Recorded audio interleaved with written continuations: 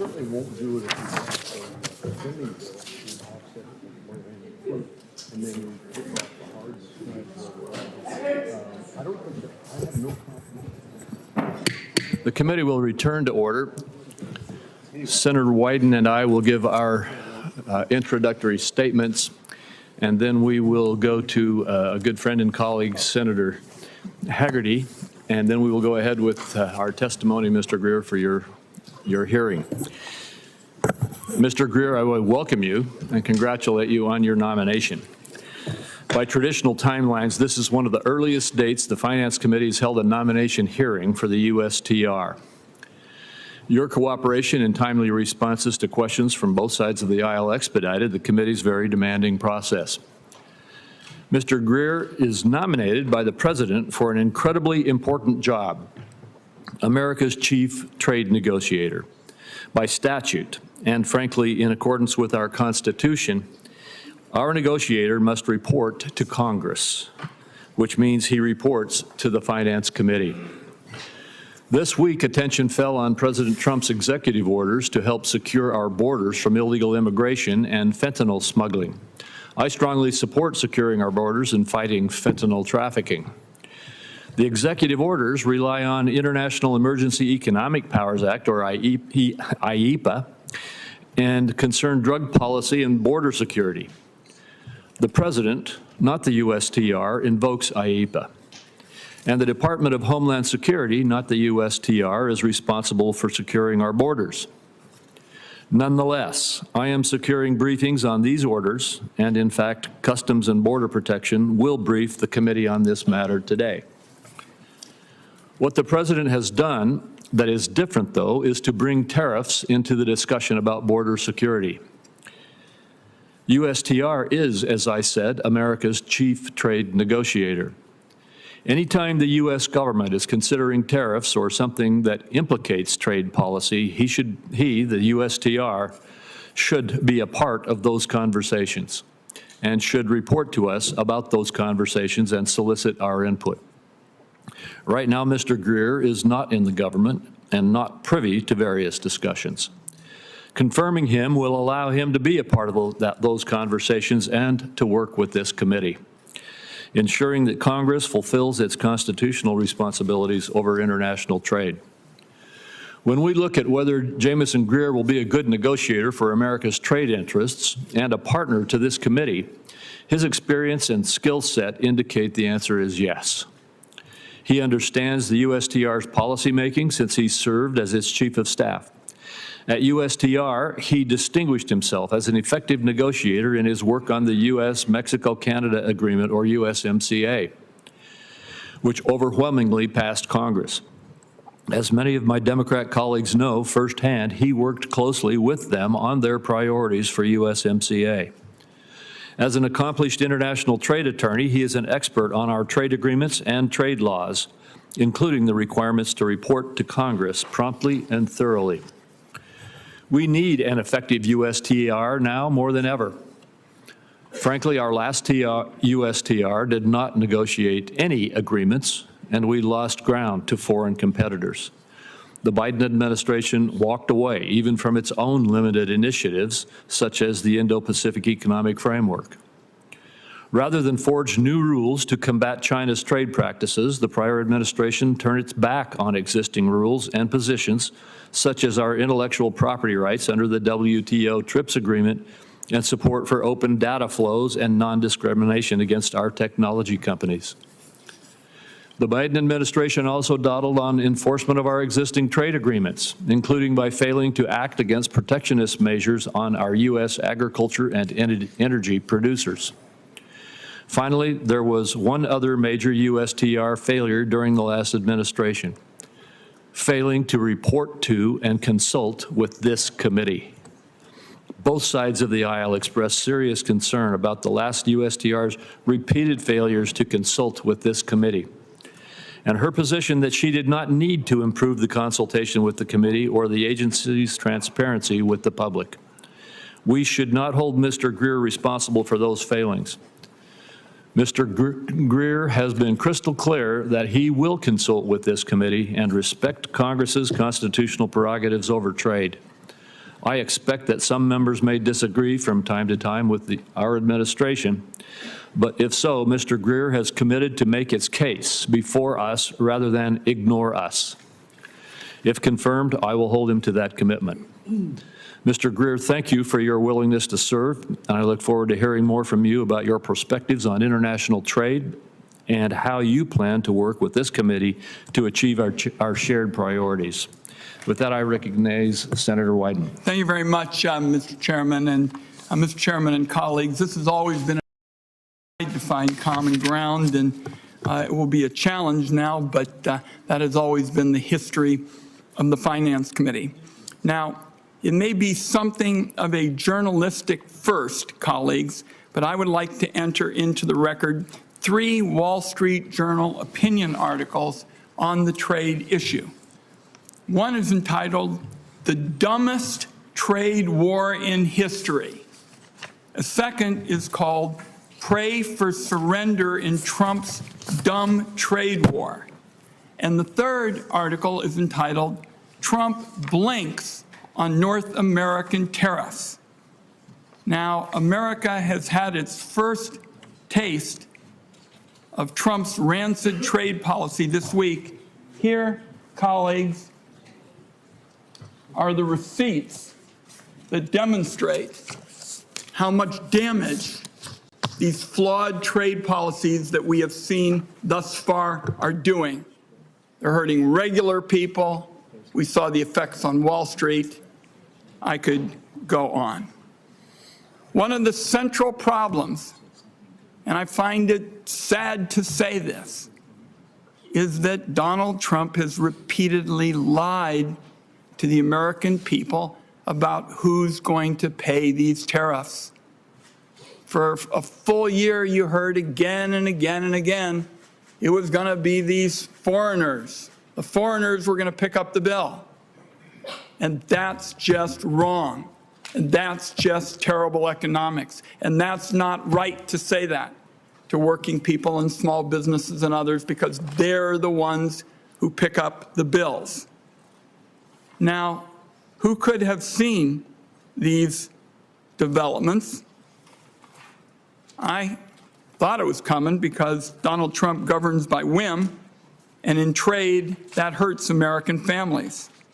His tariff bluff created huge uncertainty that is costing American businesses and putting the global economy on what I would describe as a month-to-month lease. And frankly, my top priority today is to figure out who in hell in the Trump administration is going to be in charge of trade, what they plan to do, and how this sort of bedlam is going to get straightened out and we get some help for American families. This weekend featured a bunch of fake promises, starting with the Trump threats to slap huge blanket tariffs on products from Canada, Mexico, and China. Then Donald Trump backed down after Canada and Mexico repackaged some stale border security promises into a new box. Foreign leaders around the world were laughing at us, colleagues, and the president really got rolled. So this brings us to the business before the committee today, considering the nomination of Jamieson Greer to serve as U.S. Trade Representative. He and I met first when he worked with Bob Lighthizer. He served as an attorney at several notable firms and was Bob Lighthizer's chief of staff. I appreciated the meeting that we had a couple of days ago, and particularly your straightforward commitment to tell me what's going on with trade before I read it online or in some other publication. And I asked for that, and I appreciate getting it, because every one of my colleagues will be asking me that. And I venture that Senator Crapo may get the same kind of question. The committee can't function if it's kept in the dark like it was over the past week.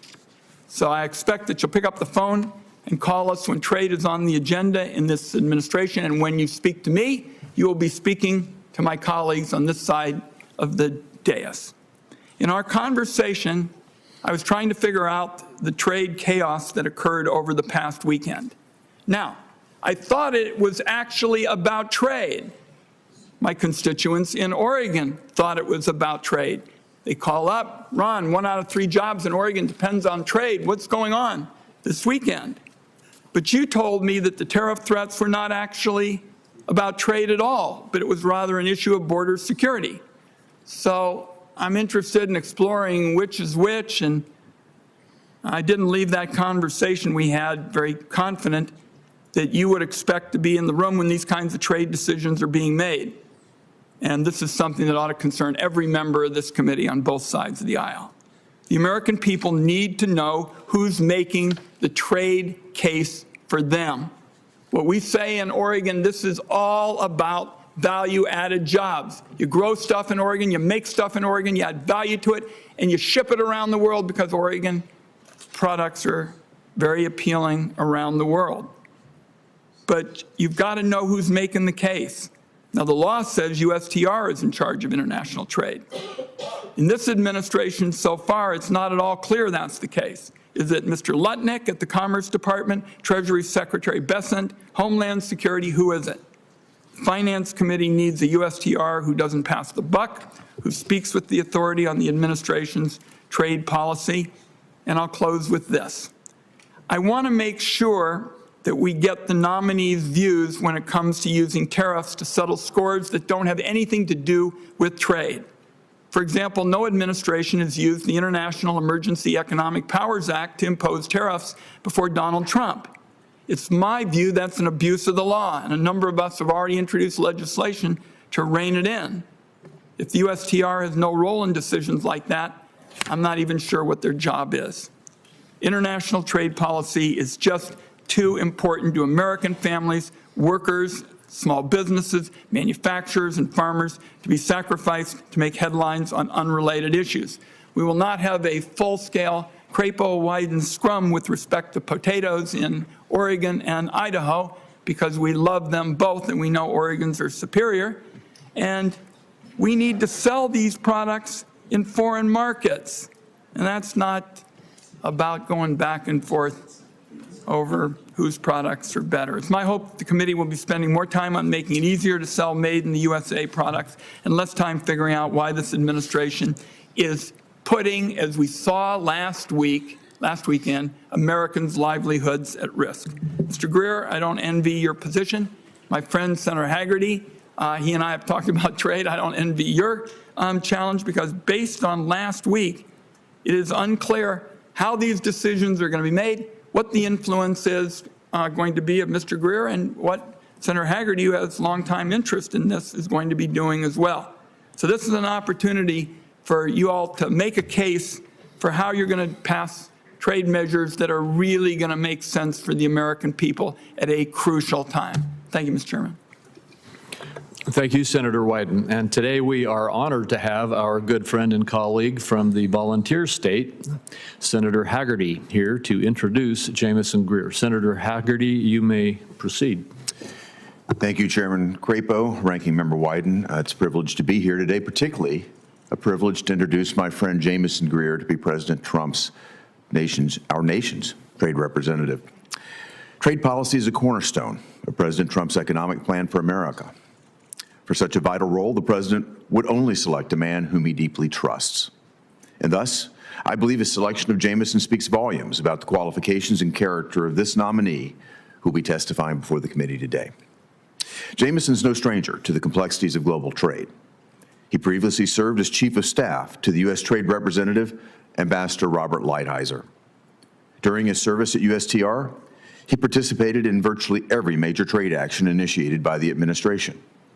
He worked closely with senior officials across departments and agencies and was deeply involved in negotiations in the Phase 1 trade deal with China and the new United States-Mexico-Canada agreement. I also had the pleasure of working with Jamieson and Ambassador Lighthizer to help President Trump negotiate key trade deals between the United States and Japan, where Jamieson proved himself exceptionally capable of representing America's interest on the global stage, and Mr. Greer was in the room at every critical turn as we negotiated on America's behalf. During President Trump's first term, we witnessed firsthand how strong trade policies and strong economic growth go hand in hand. Tariffs were leveraged to advance America's strategic interest, hold our adversaries accountable, and bolster our national security, all while Americans enjoy low inflation and economic prosperity. Jamieson understands this better than anyone, and I know he will bring that knowledge and experience to this role. Jamieson's approach is guided by a commitment to fair and reciprocal trade. He understands that the United States is the world's largest market, and that foreign access to this market should not be taken for granted. He's consistently fought for the interest of key U.S. industries on the world stage. As an officer in the Air Force JAG Corps, Jamieson deployed to Iraq, where he advised on legal matters for U.S. airmen. Public service is in his DNA. I have great confidence in his capability and capacity to defend and rebuild our industries, and his resolve to stand up for the working men and women of our nation. President Trump is on a mission to usher in America's economic golden age, and he needs a capable team to get the job done. Jamieson has answered the call of duty before, and I thank him for his willingness to answer that call once again. He's the right man for this job. I look forward to his testimony and working with my colleagues to quickly advance Mr. Greer's nomination. Thank you. Thank you, Senator Hagerty. We appreciate your joining us for the introduction. As is our custom, you're excused if you would like to get on with your schedule, and we will proceed.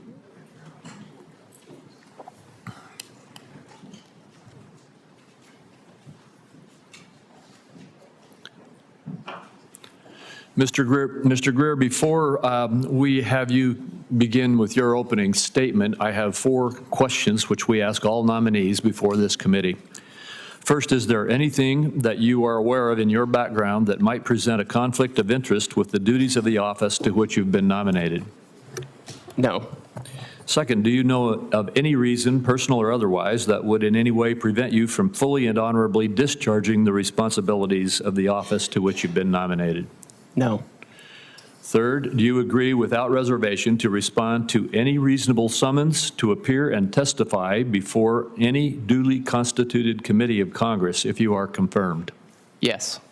And finally, do you commit to provide a prompt response in writing to any questions addressed to you by any senator of this committee?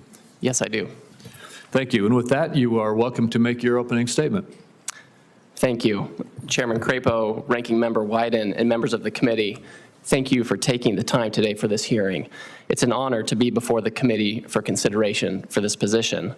I'm also very grateful to the committee staff for their hard work during this process. It's been a very busy nomination season, and I know it couldn't happen without the staff, so thank you. I'm grateful to President Trump for nominating me to be the United States Trade Representative. His first term was historic and largely bipartisan with respect to reorienting U.S. trade policy. And if I'm confirmed to this position, I look forward to continuing that work for the President and the American people in close consultation with this committee and the rest of Congress. I also want to express my appreciation to my family, some of whom are here today. I'm grateful to my parents, Michael and Shannon Greer, my siblings, and my extended family. I'm particularly thankful for my wife, Marlo, and our 5 children, Noel, Pearl, Eve, Jamieson, and Sonora. Through various turns in public service, they have also sacrificed quite a bit, including during my military trainings, deployment to Iraq, and my prior White House service. And I would be remiss not to acknowledge Ambassador Bob Lighthizer, who's already been mentioned several times today, and rightly so, a former U.S. trade representative and a gracious mentor and friend of many years. He gave me my first job in Washington out of the military, and he brought me into the first Trump administration to be his chief of staff. When he asked me to do that, I said, "What is that?" He said, "It'll be fine, just come." And it was fine. It was wonderful. And I wouldn't be prepared for this position without him and the many generous colleagues that have taught me over the years. And I'm thankful to Senator Hagerty for his kind introduction. Working with him when he was the U.S. ambassador to Japan was a highlight of my professional life. And he was exactly what an ambassador should be in terms of representing our country's interests while building constructive relationships with our trading partners. I should also note that my great-great-grandfather Greer was born in Tennessee, as were many ancestors before that, so I'm an honorary constituent. And you may not believe this, but the town where my ancestors were from is actually named Trade, Tennessee. So maybe it's destiny that I'm here today. Again, I'm grateful to be considered for this position, and I look forward to building on the historic work that was accomplished on trade in President Trump's first term. Notably, nearly all of that good work was kept in place by the Biden administration and even expanded upon. For example, President Biden kept President Trump tariffs on China and increased them in a handful of critical areas, such as vehicles, steel, and semiconductors. The last administration also embraced the United States-Mexico-Canada agreement negotiated by President Trump, which has driven massive investment in the auto industry in the United States and North America generally. And to this day, I hear from cattle ranchers and other meat producers about how important it was to secure agricultural market access in Japan as part of the United States-Japan Phase 1 trade agreement. And at the time President Trump was implementing his trade agenda, inflation and unemployment went down, while real median household income went up for all demographics. And this is the type of growth we want in America. And I strongly believe that an active and pragmatic trade policy is critical to achieving this once again.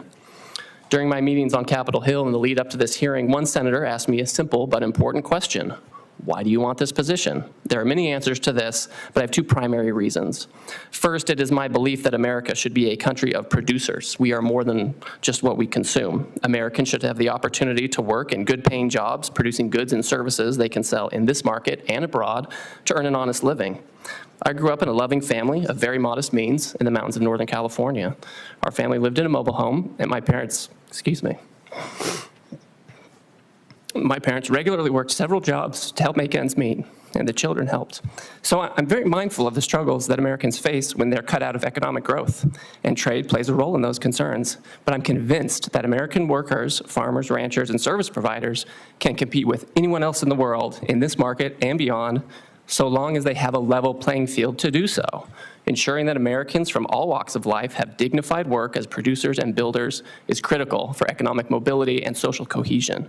So if I am confirmed to this position, I would seek to develop and implement trade policies that incentivize good-paying jobs for American workers and allow them to support their families and communities. And second, it is critical for our economic and national security that our supply chains are resilient. We need resilience in strategic goods and services, agricultural and food supply chains, and technology. We continue to live in a period of global volatility, unrest, and conflict as foreign adversaries invade other countries, build up their nuclear arsenals, and seek to overtake America's technological edge. If the United States does not have a robust manufacturing base and innovation economy, it will have little in the way of hard power to deter conflict and protect Americans. Trade policy can play an important role in ensuring that we have the economic security that leads to strong national security. I am convinced that we have a relatively short window of time to restructure the international trading system to better serve U.S. interests.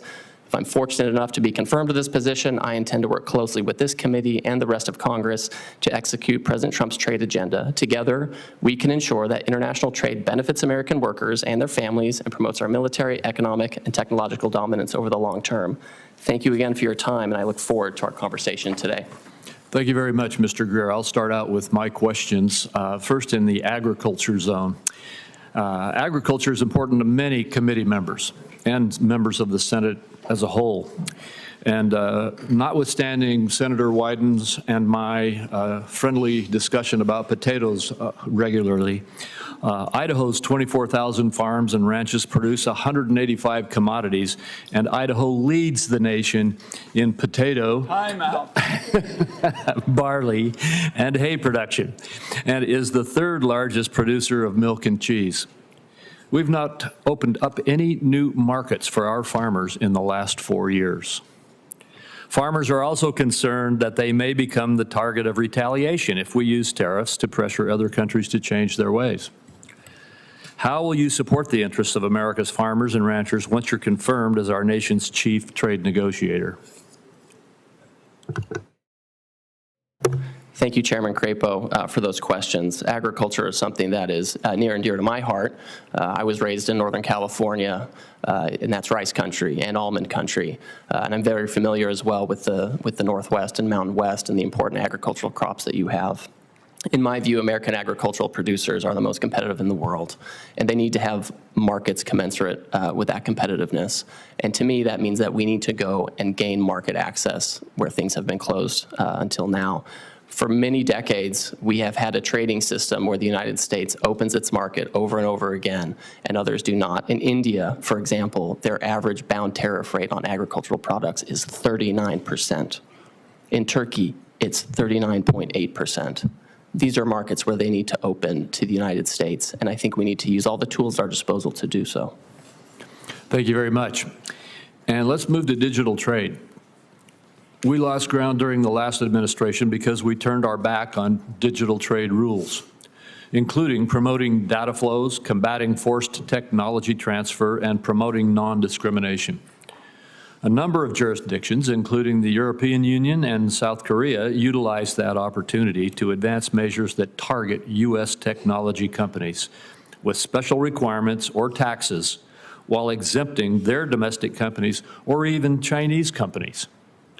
Do you agree that ensuring U.S. technological leadership means that we need to confront these types of measures? Yes, Chairman, I strongly believe that we need to do that. Again, this is an area where the United States is very competitive. And I understand that we are having a domestic conversation about how to regulate digital trade and technology companies, et cetera. And my view is that is where the conversation should be happening. We should not be outsourcing our regulation to the European Union or Brazil or anyone else, and they can't discriminate against us, and it won't be tolerated. Thank you, and I appreciate that perspective. Next, the law states that the USTR reports directly to the President and Congress. Though my colleagues and I may disagree on policy occasionally, we are united in defending this committee's jurisdiction. If confirmed, do you commit to provide timely and thorough briefings on trade negotiations and to share proposals with this committee in advance of sharing them with foreign governments? Chairman Crapo, we certainly expect to follow the law to the T with respect to consultations with Congress. I agree with you exactly that the statute directs me to report directly to the President and to you, and that includes all of these consultation requirements, including before we approach foreign governments with serious offers that we need to come to you and talk about it so we can be on the same page. Thank you. And will you also keep us apprised and consider your input our input with respect to USTR-led investigations and reports in the January 20 America First Trade Policy Memorandum? Yes. And then finally, with regard to trade reporting on trade barriers, by law, the USTR is required to issue an annual report called the National Trade Estimate that identifies foreign barriers of U.S. exports of goods and services. The last administration decided it would not list a barrier if the administration agreed with the foreign government's ideology for enacting the barrier in the first place. If confirmed, this year's National Trade Estimate may be one of the very first things you review. Do you agree that the USTR reports should, as statutorily required, identify the full range of discriminatory barriers to U.S. trade, regardless of what agenda or excuse our trading partners may offer? I agree with that, Chairman. Thank you very much. Senator Wyden. Thank you very much, Mr. Chairman, and welcome, Mr. Greer. Let's talk first about the President's campaign pledges to lower prices. For example, 2 weeks in, eggs are nearly $9 at grocery outlet in Portland, and the President actually admitted, when asked questions about this, there would be, in his words, not mine, pain involved.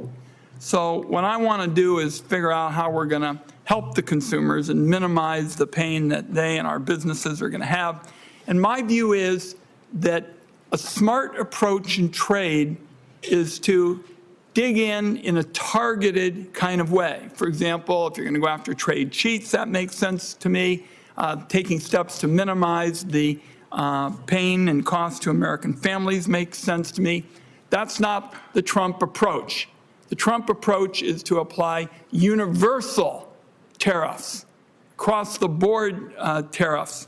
And I think that's a prescription for hitting our citizens, small businesses and individuals really hard, and also raising inflationary pressure. So I thought I'd start by asking you, can you give us an example that, other than Smoot-Hawley, in the country's history where there were universal tariff hikes and where somehow the country benefited? Where are the examples that you cite for this Trump approach in American history? Senator Wyden, thank you for that question. And I think it's indeed instructive to think about our history with respect to trade policy. As many on this committee likely realize, until about 1913, the United States government was entirely funded, almost entirely funded, from tariff revenues, including during the latter part of the 19th century when America truly was exploding as an international industrial powerhouse. And we had a relatively high tariff rate. At the same time, we saw countries like the United Kingdom lowering their tariff rates and actually falling out of industrial competitiveness. I would say also you have instances in the past where when we have seen what happens when the reverse happens. For example, when we gave China permanent market access to the United States. What I'm asking about is an example for the idea that the president has made #1 on the trade policy list, a universal tariff.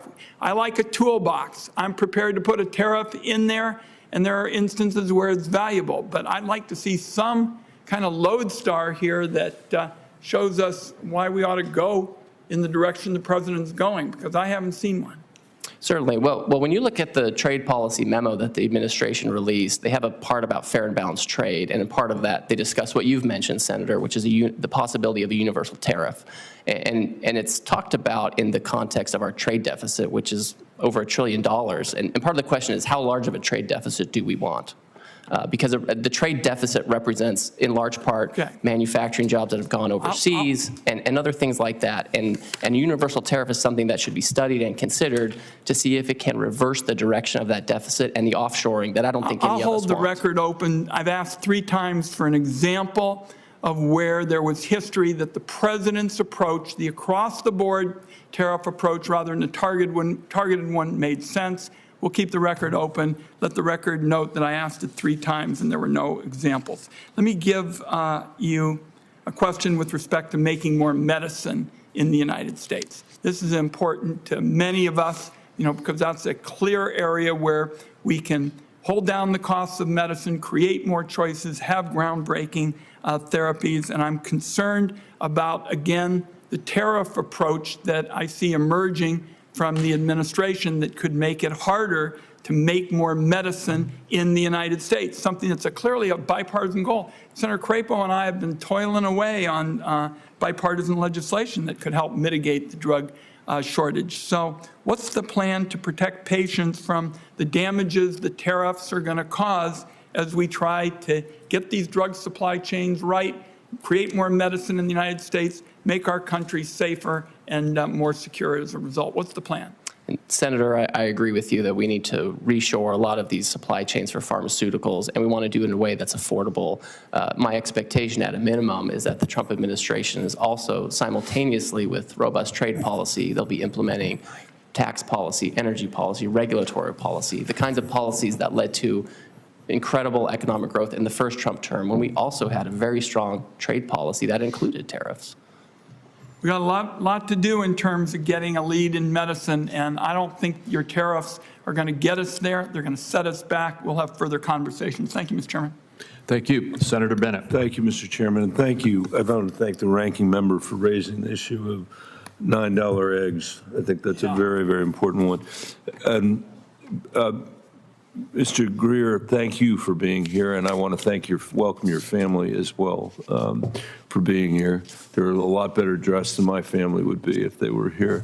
I want to ask you a question in your opening statement, and I have 2 questions, so please don't filibuster the answer to this one, because I know it would be actually easy to fill the time because I know you believe in it.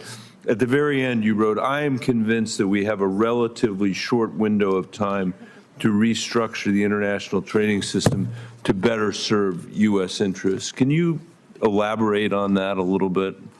I will, and I'll try to be succinct. Please, thank you. To your point. We're in a position where for the past several decades, we have had a default trade policy that was an end unto itself, which was to liberalize the United States trade policies in the hopes that other partners would do this. As we've discussed, that resulted in quite a bit of offshoring and concentrated losses in some of our industrial communities. Also gains for a lot of folks like in the ag community and other exporters. And then we had bodies like the World Trade Organization presume to, exercise sovereignty or authority over our trade laws and limit our ability to do that. I think going forward, we need to restructure this. We need to have a pragmatic trade policy where we're looking, sometimes sector by sector, sometimes economy-wide, often on a bilateral basis. How can we have very competitive terms of trade between us and the rest of the world? How can we emphasize our areas of competitiveness, technology, agricultural, advanced manufacturing, and be able to take advantage of that in a very particular way, as opposed to just having a default trade policy of let's liberalize everything and see where the chips fall? I think also that we had a good conversation when you came by the office, which I appreciated. And I think that you agree that we can't tariff our way to prosperity, that there are other policies that we need to pursue to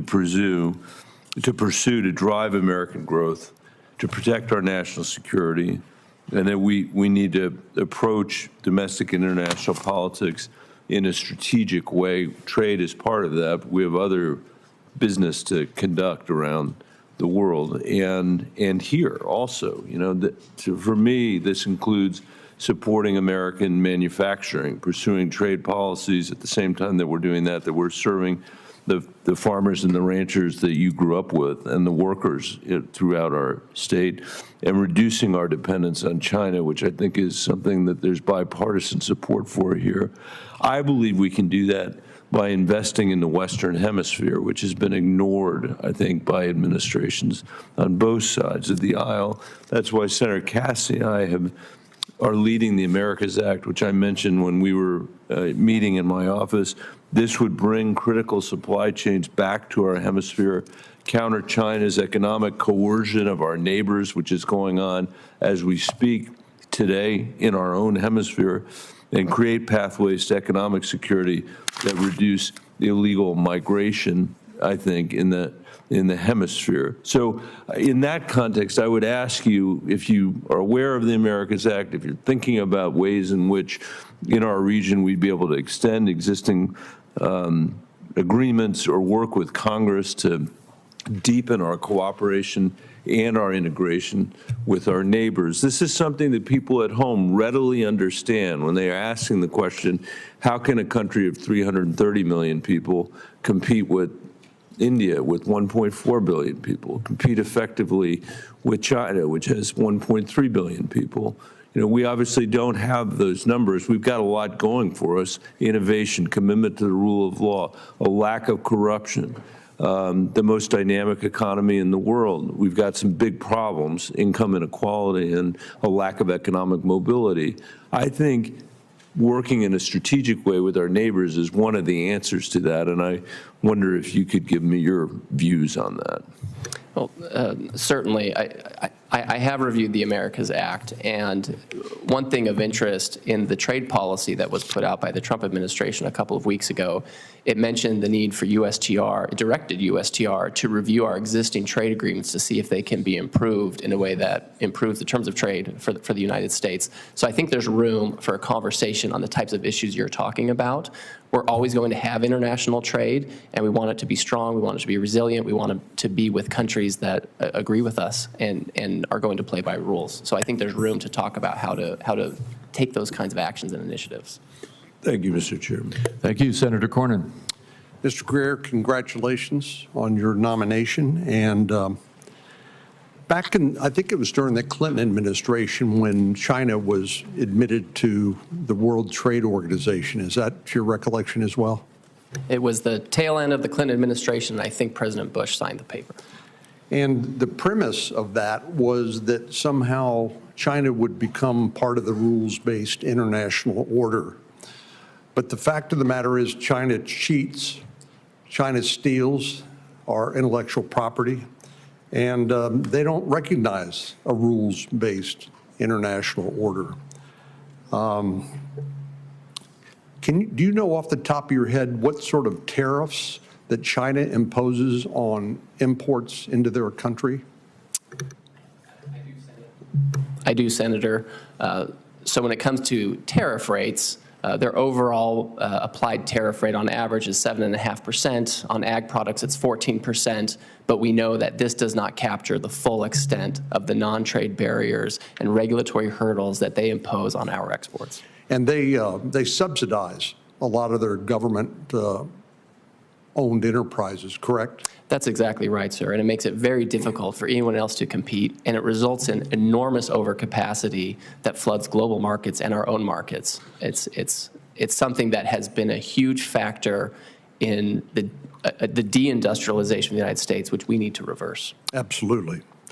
Well, I think President Trump was the president who first raised this issue in a very dramatic sort of way, and I think he's exactly right to insist upon reciprocity as a principle. Do you agree that reciprocity ought to be the basic principle that drives our trade policy?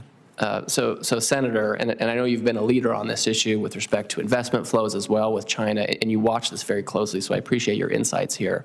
I think that with China, reciprocity is one word we can use, right? But I also don't want them to fall into a trap where they say, oh, well, we'll have a 0% tariff on you, and they have other kinds of barriers. So I don't want that word to be misconstrued by the Chinese or anybody else.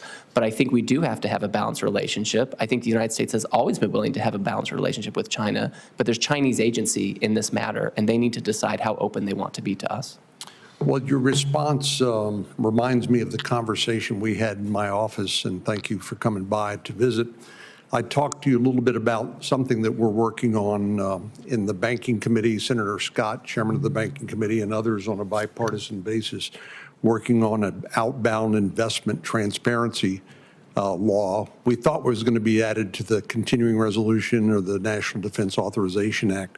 But I'm hopeful we can tee this up in a bipartisan way so that as policymakers and as a government, we understand what sort of financial investments are being made by the United States and our friends and allies in China, which are then being used by the Chinese government because there is this Chinese military-civilian fusion. Anything that's developed, let's say, in the area of technology that has to be shared with the military and with the Chinese Communist Party. Do you think it just makes sense that we should have transparency over investments being made in China that may well fuel the modernization of their military in a way that's a threat to the peace in the Indo-Pacific and beyond?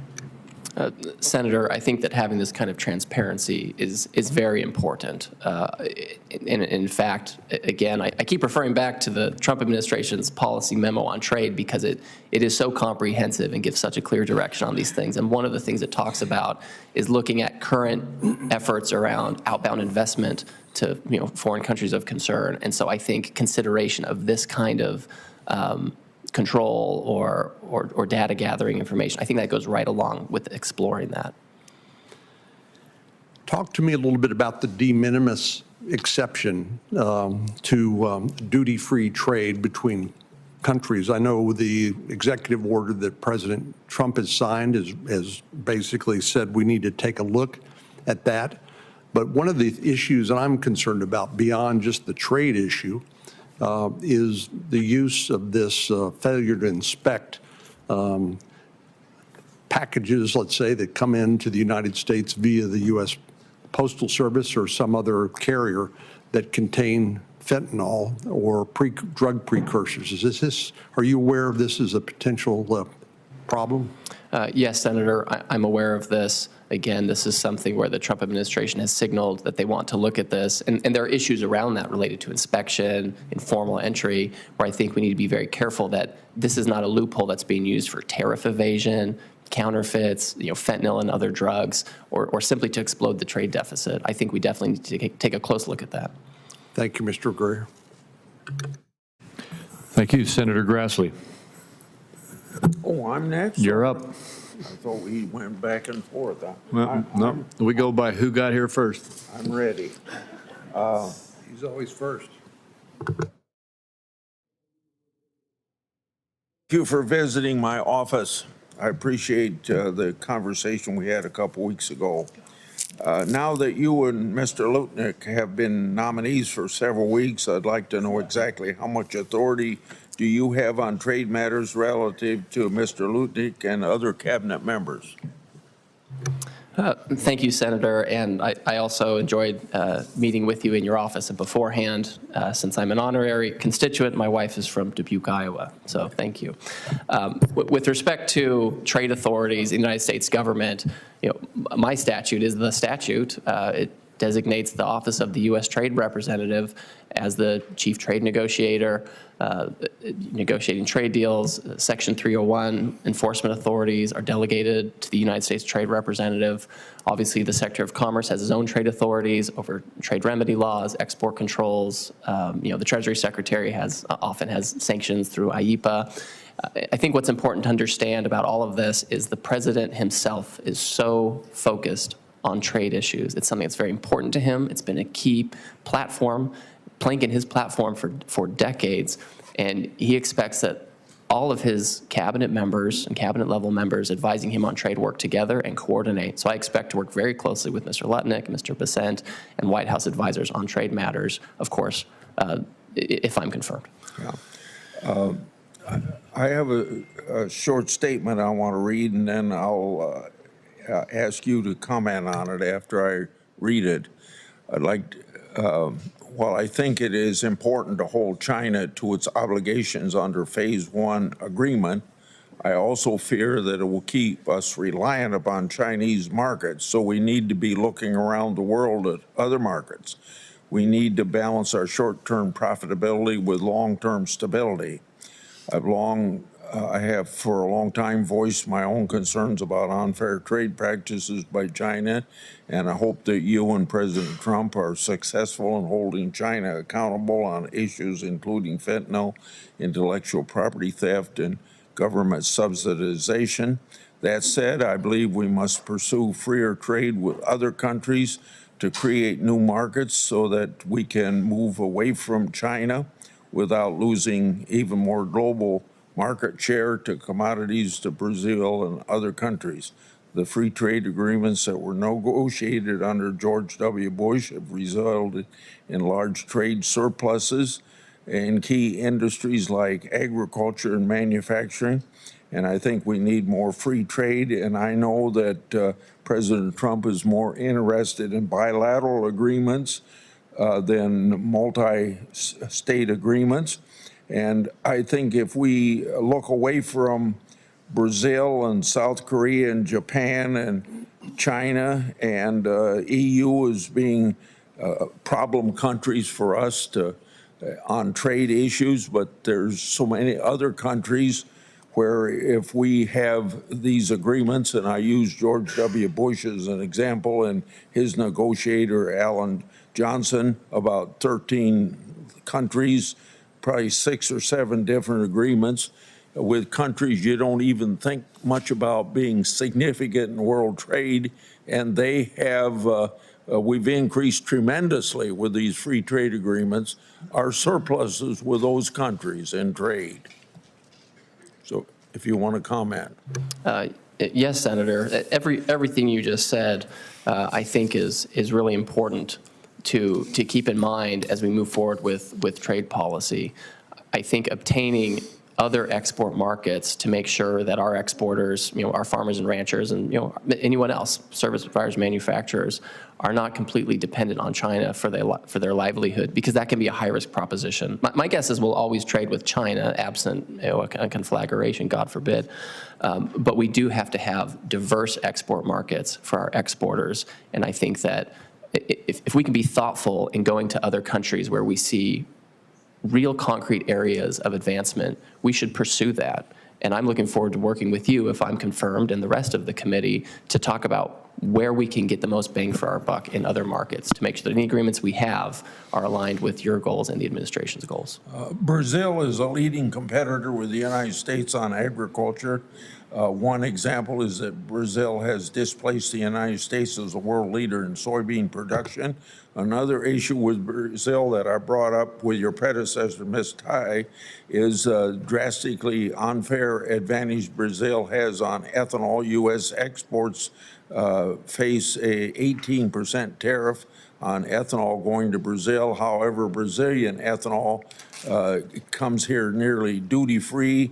So I hope you will address this trade imbalance with Brazil that Ambassador Tai wasn't successful in doing, taking action to reduce or eliminate this harmful tariff on American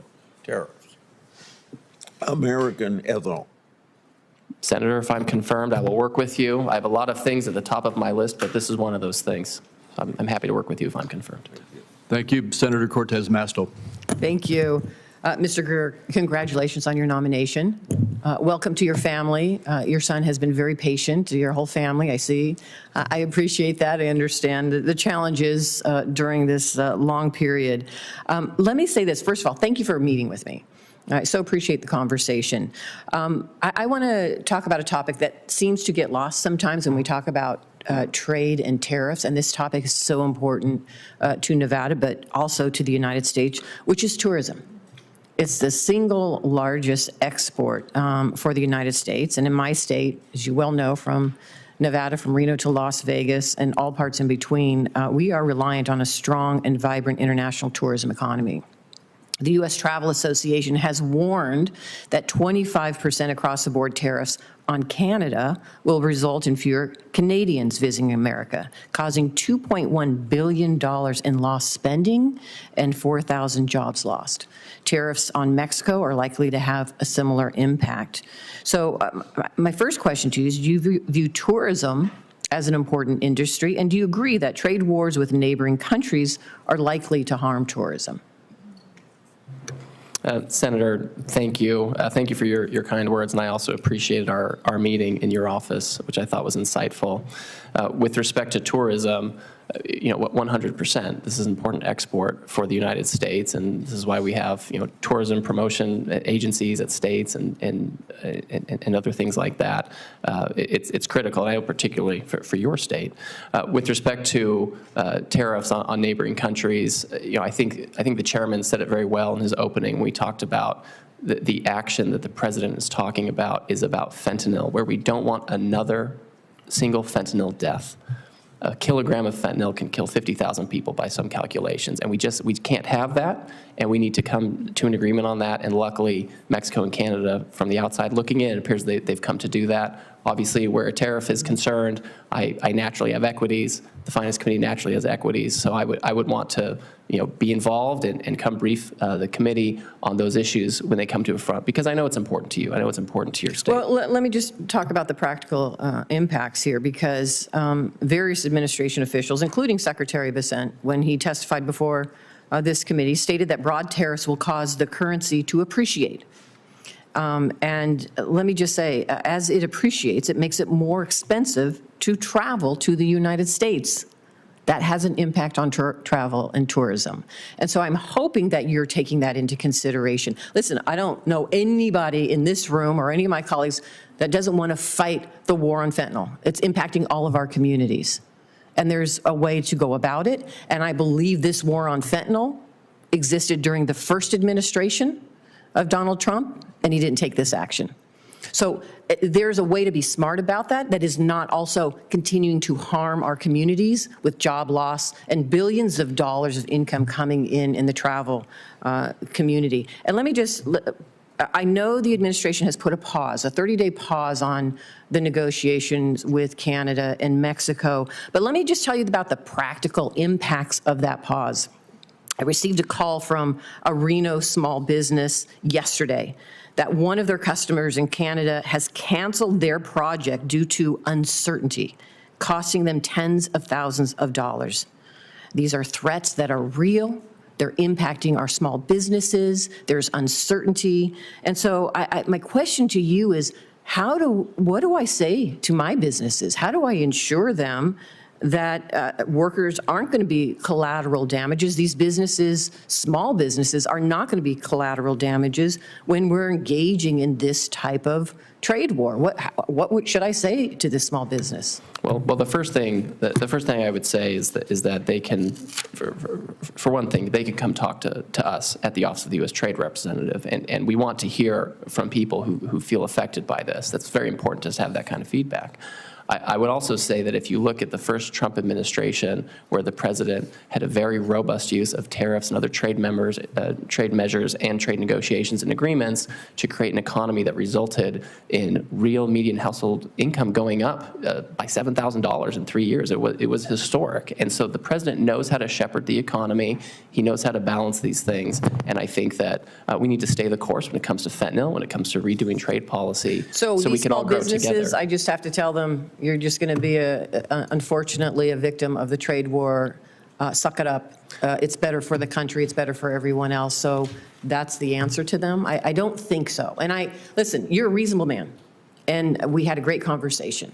There's a lot that is being impacted, from our home builders to critical minerals that are essential for this community, to titanium sponge that is important for all our national security that we don't actually get here in the United States anymore. There's a lot of impact here, and I'm looking forward to working with you. But there's got to be common sense, and there's got to be answers for so many businesses that are actually being, unfortunately, victims of this trade war. And if the answer to them is then, well, you have to be a victim, we'll shut your doors, and we just have to suck it up for the greater good, I'm not sure that's an answer I want to carry back to them. But I look forward to working with you. Thank you, Senator. Thank you. Senator Lankford, are you ready? You bet. Mr. Chairman, thank you. Mr. Greer, thanks for stepping into the fray on this. There's a lot to be done. As you would see, the last 4 years, there's been very little done, and this committee on a bipartisan basis has been incredibly frustrated with just the lack of a phone call coming in to say how we're cooperating together to figure out how we're going to do trade policy and how we're going to do the next place. And as you've heard several of my colleagues already say, a lot of us have ag producers that have a great product the whole world wants to buy, and USTR has not been helping us find new markets to be able to do that.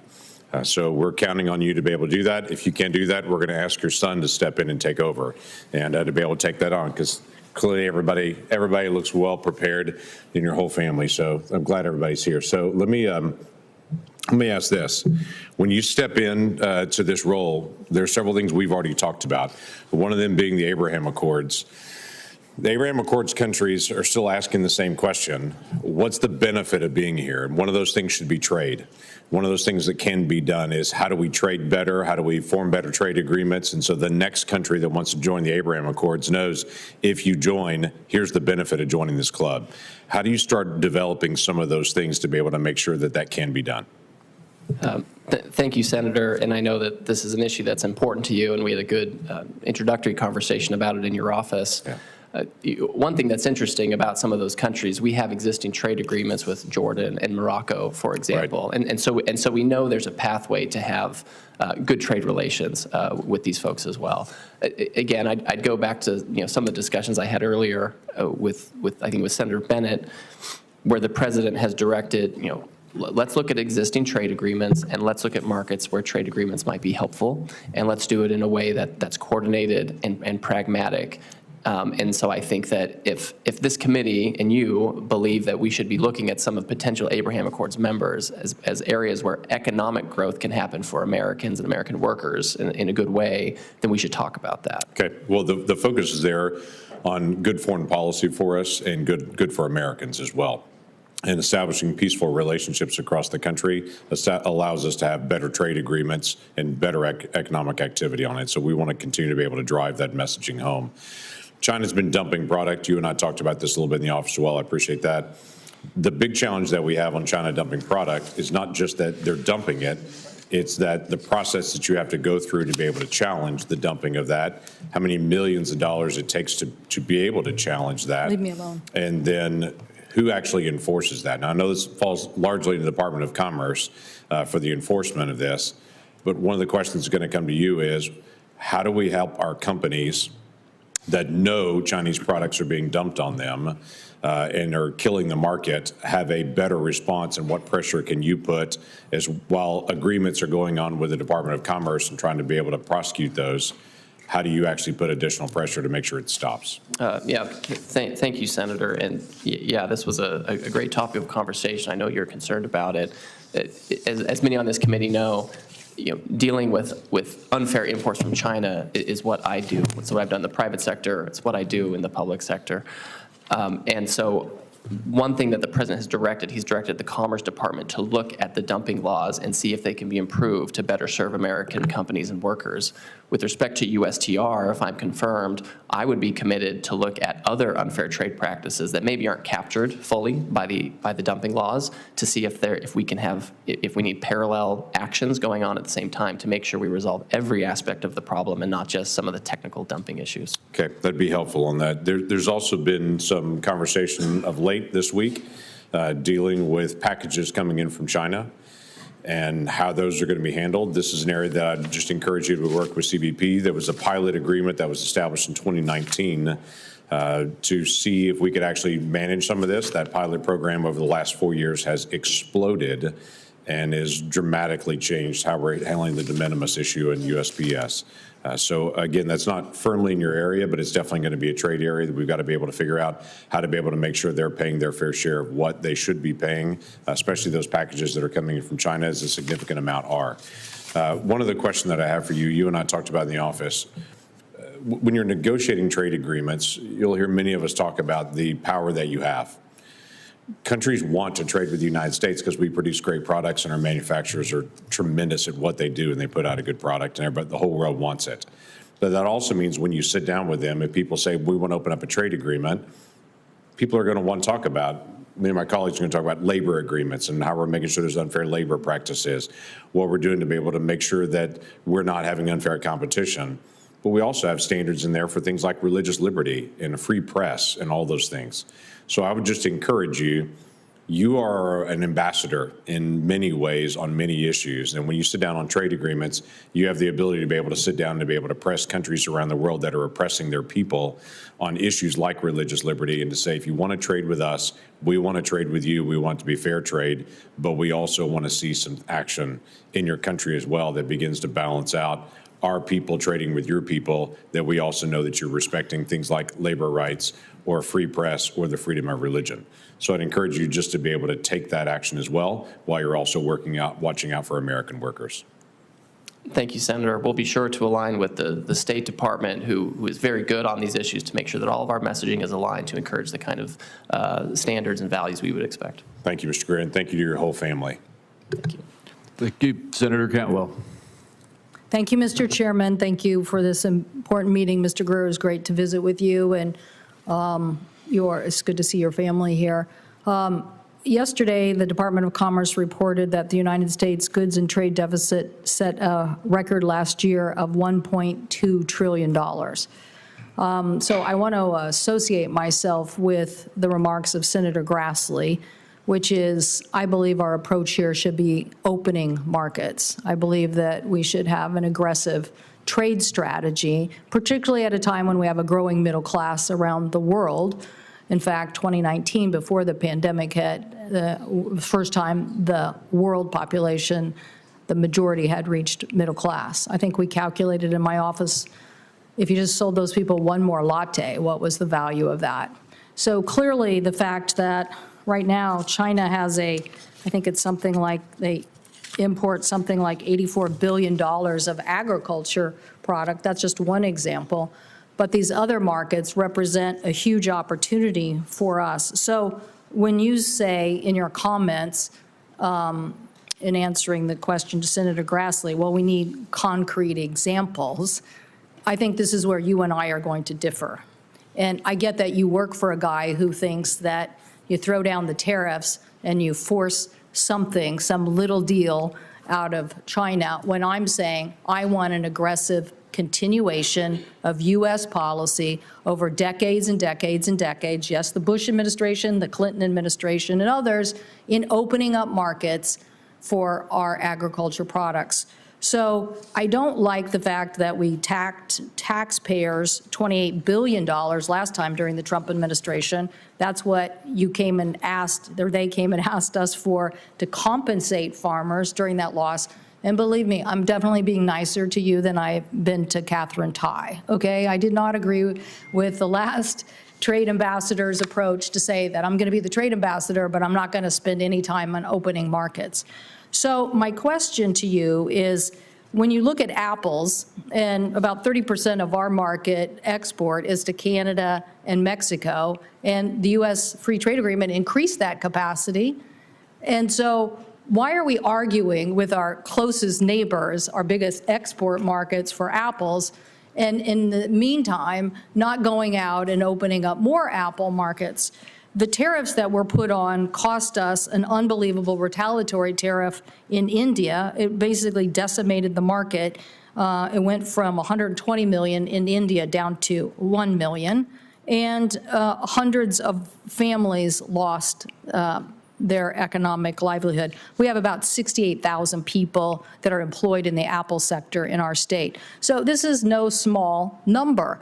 I fought hard and did get the Biden administration to work with India and reverse that tariff on apples. And I have to say, we are now back to recapturing that market.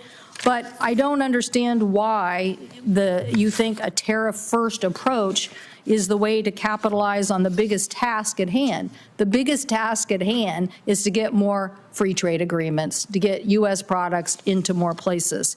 And I think I mentioned to you in my office that I am for a alliance strategy. I mentioned on technology. I'd rather have a technology NATO. I'd rather bring the 5 biggest democracies and tech sophisticate nations like us and Japan and Australia and Israel and say, okay, these are the rules of the road, China, and nobody in the world should buy from you if, in fact, you have a government backdoor, and evangelize that. So I believe in competing with China and making this market work, but I don't understand how the administration can ignore this very big challenge of going and opening up markets and instead get in a fight, for me, with our biggest market when they're not really our problem, and not go chase another market like India, or as my colleague from Iowa said, these very interesting markets that people are ignoring. Now,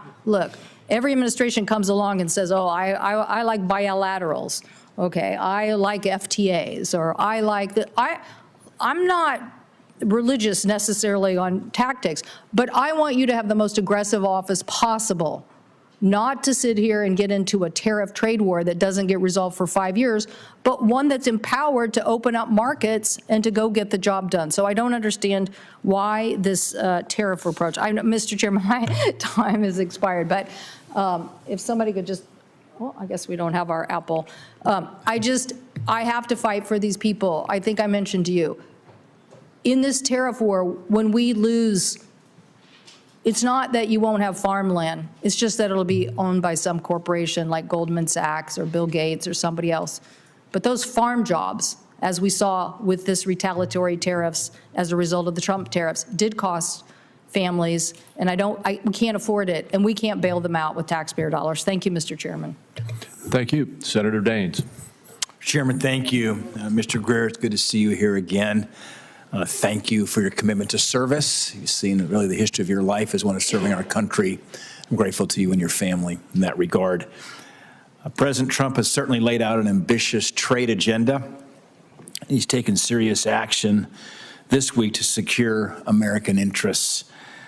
I share his view that the United States should use every tool at our disposal to secure our borders, to stop the flow of dangerous drugs into our communities, and to open new markets around the globe.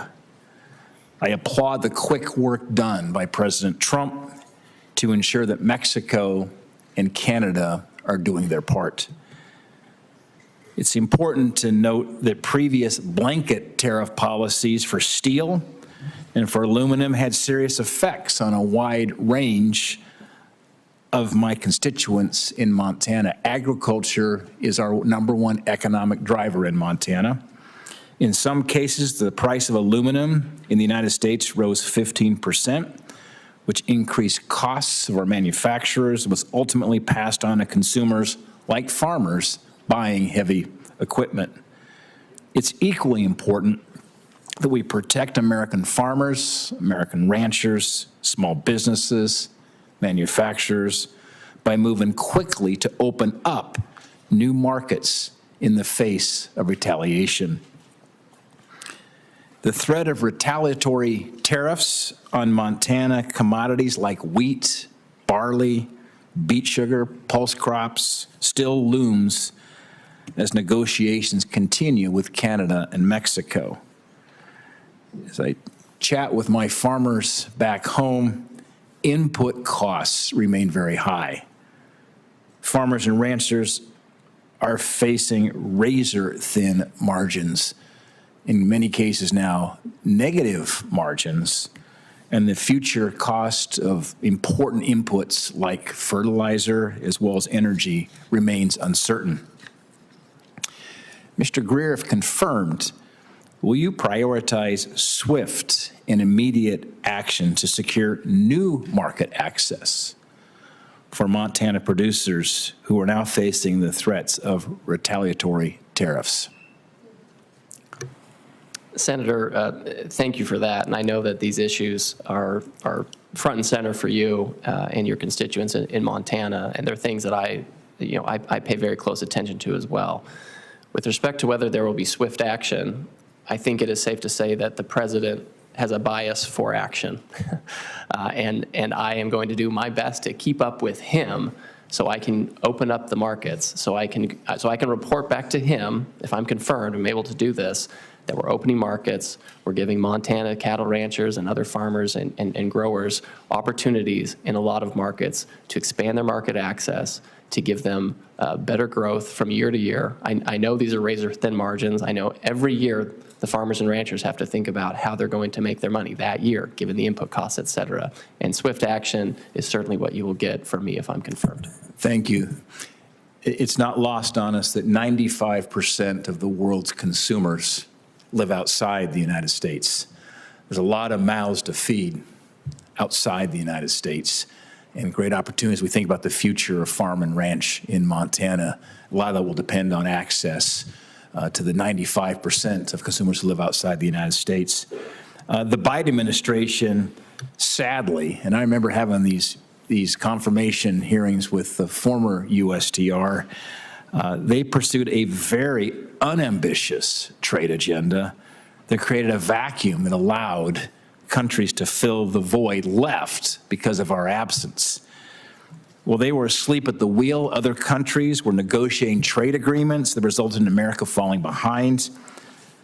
From beef exports to China, wheat to Japan, pulse crops to India, Montana ag has benefited greatly from some of these trade agreements in the Pacific. I remember being in China working with the Chinese leadership to remove a 14-year ban on U.S. beef imports.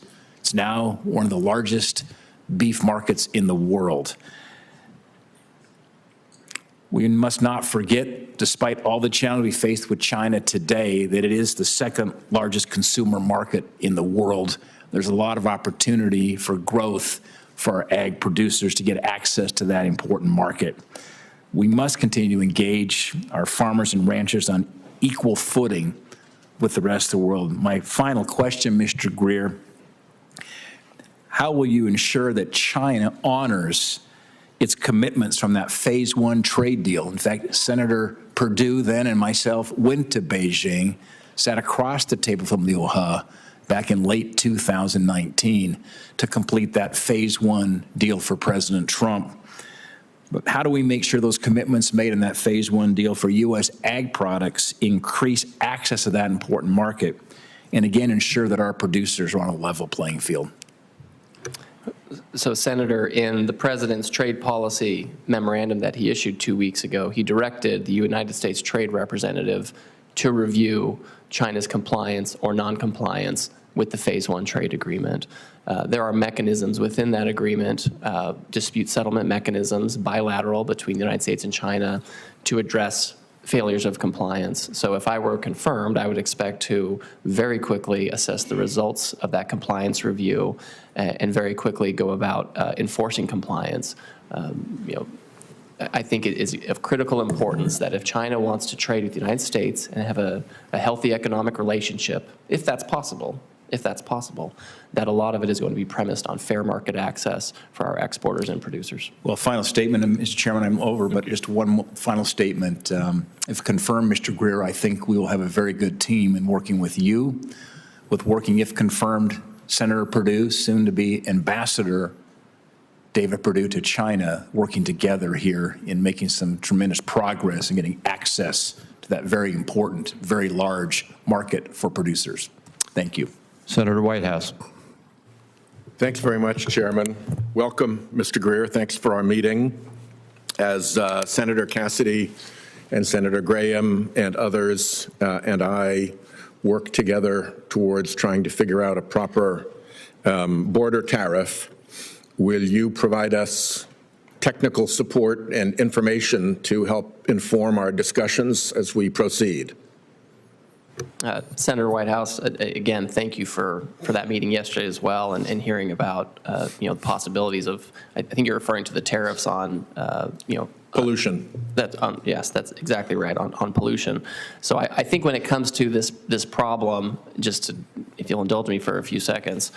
Well, I don't have very many seconds, and my question is simply, will you help us? I'm happy to work with you, Senator. There you go. That's the answer you want, right? Because we do need your team's technical assistance as we develop a bipartisan proposal. We each have our own, and we'd like to meld them. Second, in my days on the Intelligence Committee, I developed the proposition that the largest theft in human history was the theft by the Chinese of American intellectual property through cyber intrusions. In my view, that theft has never been properly recognized in our commercial relationship with China. Is that kind of history of massive theft an appropriate consideration in designing a commercial policy with China, including tariffs?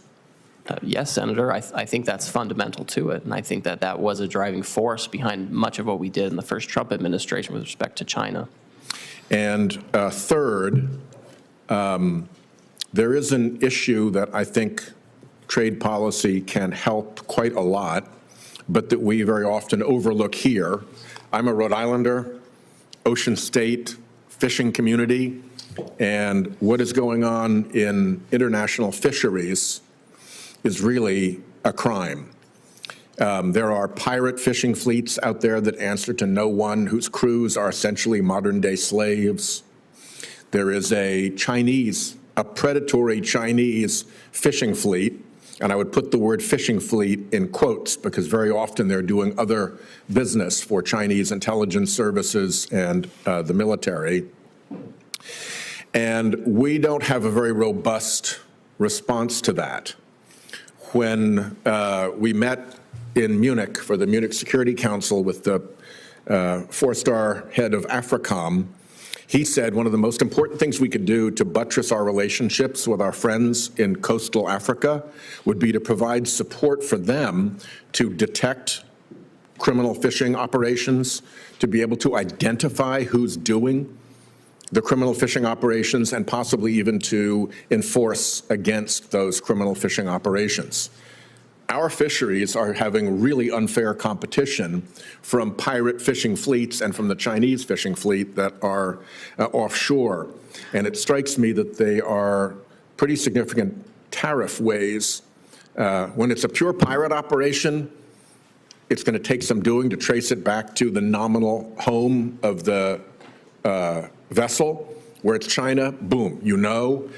But I would ask you to work with particular Senator Sullivan and myself, who have been working hard on this issue. We have a bill we hope will pass this year to increase the penalties and the transparency around the pirate fishing fleet, slave fleet, if you will. And to the extent that this can become a part of our tariff policy, it would be, I think, very, very helpful. It would protect American fisheries against illegal and brutal foreign competition, and with the side benefit that the rapacious behavior that's happening in our seas is causing massive, massive environmental damage and crushing of fisheries. Many of the top-level fish are down, 90% from their previous numbers because these fleets are operating without restriction, without law, and without consequence. Is that something you'd be willing to work with Senator Sullivan and me on to try to put a hard stop to? Yes, Senator. This is an issue that's important to me, too. I know we don't talk about fisheries much, but I really encourage my colleagues to consider that, because it's not just a question of economic competition, our fishermen versus their fishermen. It is also the fact that the Chinese fishing fleet is an extremely predatory extension of Chinese power into a whole bunch of areas. And unless we're taking that on as a national security problem, we're missing a very significant part of the problem set here. So thank you. I agree with the points you made about our fisheries, Senator Whitehouse. We need to pay attention to them. Looking forward to working with you on it, Mr. Chairman, and with, of course, Senator Sullivan. Thank you. Senator Smith. Thank you, Mr. Chair and Ranking Member, and welcome, Mr. Greer. I'm so glad to see you and appreciate your family being here and your willingness to serve our country. So I believe that too often our national trade policy over the last 35 years or so has really failed American workers. Under both Democratic and Republican administrations, the profits of big corporations, big corporate interests who want to import cheap goods have been put ahead of the interests of workers who make things in Minnesota and in America. And I think that there also is a direct connection between the significant income inequality that we see in this country and the way that our trade policy has been used to benefit big capital and multinational corporations. And as many of my colleagues have discussed this morning, it's not just jobs on the line, it is also our national security. For example, our failed trade policy means that we're way too dependent on China for many things, including critical medicines and technologies. So let me ask you, the role of the U.S. Trade Representative is a balancing act. If you're confirmed, you would be responsible for forging new trade deals, for maintaining existing export markets, protecting domestic producers from unfair foreign competition, and also making sure that other countries comply with existing trade deals. Did I capture that correctly, do you think? I think that's right, Senator, yes. And would you agree that part of the balance that we need to strike is that our trade policy doesn't end up pitting American manufacturers against American farmers and vice versa? Yes, I agree 100% with that. So in order to strike this balance as U.S. Trade Representative, you're going to have several tools at your disposal. For example, let's take an example of a factory in Mexico that is illegally suppressing wages and gaining an unfair advantage over U.S. facilities and workers in the process. You could deploy the USMCA's rapid response labor mechanism to get at that problem. Would you agree with that? Yes, Senator, that's correct. And if a foreign country is engaging in unfair trade practices, you can investigate that, and you could impose Section 301 tariffs, for example, on products like, for example, steel. President Trump did this in his first term on some Chinese imports, and President Biden, I think, expanded that with respect to EVs and other critical goods, which I supported on both the Trump administration and the Biden administration. Have I captured that, do you think? This is not leading to a trick question, so don't worry. No, you have captured it, yes. I want to go through this because I do think that we can find common ground when you and the Trump administration is standing up for Minnesota workers and Minnesota farmers and American producers. And I think that we could work together, for example, on taking on China's cheating when it comes to trade. You can hear this as an issue on both sides of the aisle here. But if the Trump administration is going to be taking reckless steps, such as the president's blanket tariffs on our close allies in Canada and Mexico, Mexico, I mean, I'm going to fight that because I don't think that that is going to be good for American workers. I think it's going to end up hurting American workers. So let me ask you how this sort of pans out in real time. You have talked about identifying new opportunities for opening up new markets. This is a long and arduous process. It doesn't just happen. I'm thinking, for example, I'm thinking of what happened with the Colombian market.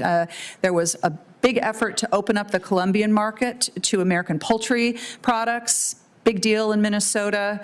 Then here comes President Trump. He announces this 25% blanket tariff on Colombia. Now, I understand that he's pulled that back. But what I fear is that the United States, with this kind of erratic and chaotic trade policy, it's going to make us seem like an unreliable negotiator and trading partner. I mean, Mr. Greer, how do you go in and try to negotiate in good faith with potential trading partners when we have a president who appears willing to tear up agreements on a whim on an issue that might be completely unrelated to trade? So, Senator, first of all, thank you for what I think is a very good summation of how trade policy should work. It's important to remember that when we have trade agreements, they all contain an exception for measures related to essential security. And if dealing with illegal migration of criminals or dealing with fentanyl or issues like that come up, this is very clearly an issue of essential security. Other presidents have used sanctions that just cut off trade entirely. The president hasn't chosen to do that here. He's chosen to use a different possibility. But I think that's going to be important for me, if I'm confirmed, to make sure that I'm coordinating with whatever agency is implementing tariffs or other trade measure, whether it be a sanction, to make sure that we are balancing the needs of trade agreements, opening markets, protecting workers, and dealing with essential security matters. So I think this is going to continue to be an issue of real salience and concern for me and for Minnesotans. And I think, for example, of the work that Minnesotan producers went to sort of build on those trading agreements, to build trading relationships with folks around the world, including in Colombia, only to feel as if the ground is being cut out from under them on something that is completely unrelated in their minds to what that agreement was about. And of course, trade agreements, as you well know, we talked about this, it's not like turning on a light.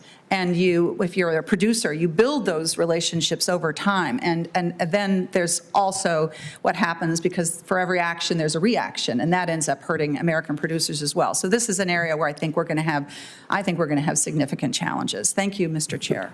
Thank you, Senator Hassan. Well, thank you, Mr. Chair and Ranking Member, for this hearing. Welcome, Mr. Greer, and congratulations on your nomination, and to you and your family as well. Before we dive into trade issues, I want to ask you a really simple question in light of recent events. If directed by the President of the United States to take action that would break the law, would you follow the law or follow the President's directive? I can't imagine the President asking me to break the law, and I never would do it. And if he directs you to do something that would break the law, you will stand by the law or stand with the President? I will always stand by the law, and the President will too. Thank you. We will differ on the last point, but we will certainly hold you to that commitment. Over the weekend, President Trump announced tariffs on all products imported from Canada, which he has since delayed but will go into effect in a few weeks. About 80% of New England's fuel supply comes from Canada. Before the president delayed the tariffs to next month, some home heating oil customers in New Hampshire were notified that they would have to pay a 10% surcharge, the proposed amount of the tariff, on their home heating oil bills. That would add over $100 to the cost of filling a 275-gallon tank with home heating oil. The president's tariffs on imports from Canada would also drive up many other prices in New Hampshire, given that Canada is New Hampshire's largest trading partner. So, Mr. Greer, if confirmed, how would you track the impact of the president's tariffs on New Hampshire's families and small businesses, and what actions would you take to address increased prices caused by these tariffs? So, Senator, thank you for that question. And that's certainly something that I expect, if confirmed, not only the Office of the U.S. Trade Representative, but the Council on Economic Advisors and others would be looking closely at the economic effects of any measures taken to secure the national security of the United States. These are things where, it's hard to do this. How do we balance the cost of lives lost to fentanyl against other potential costs? I know that's not what you're asking, but I need to watch this. You do not have to talk to me about lives lost from fentanyl. I was governor of New Hampshire for 4 years. Right. I've been on the forefront of of combating fentanyl in this body and in New Hampshire for a decade now, and we're actually making some progress, by the way, that was threatened by the OMB order that froze critical grants that were appropriated by this Article I body of the United States Constitution.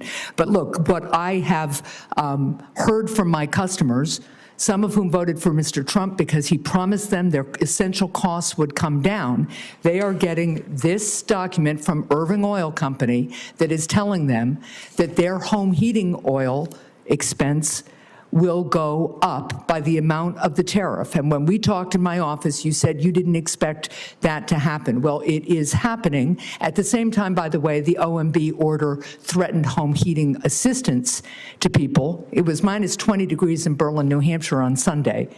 And between the tariff threat and the home heating oil freeze, people are really worried about being able to heat their homes. So what I want to know is, what will you do, if confirmed, to combat that increase in price caused by tariffs?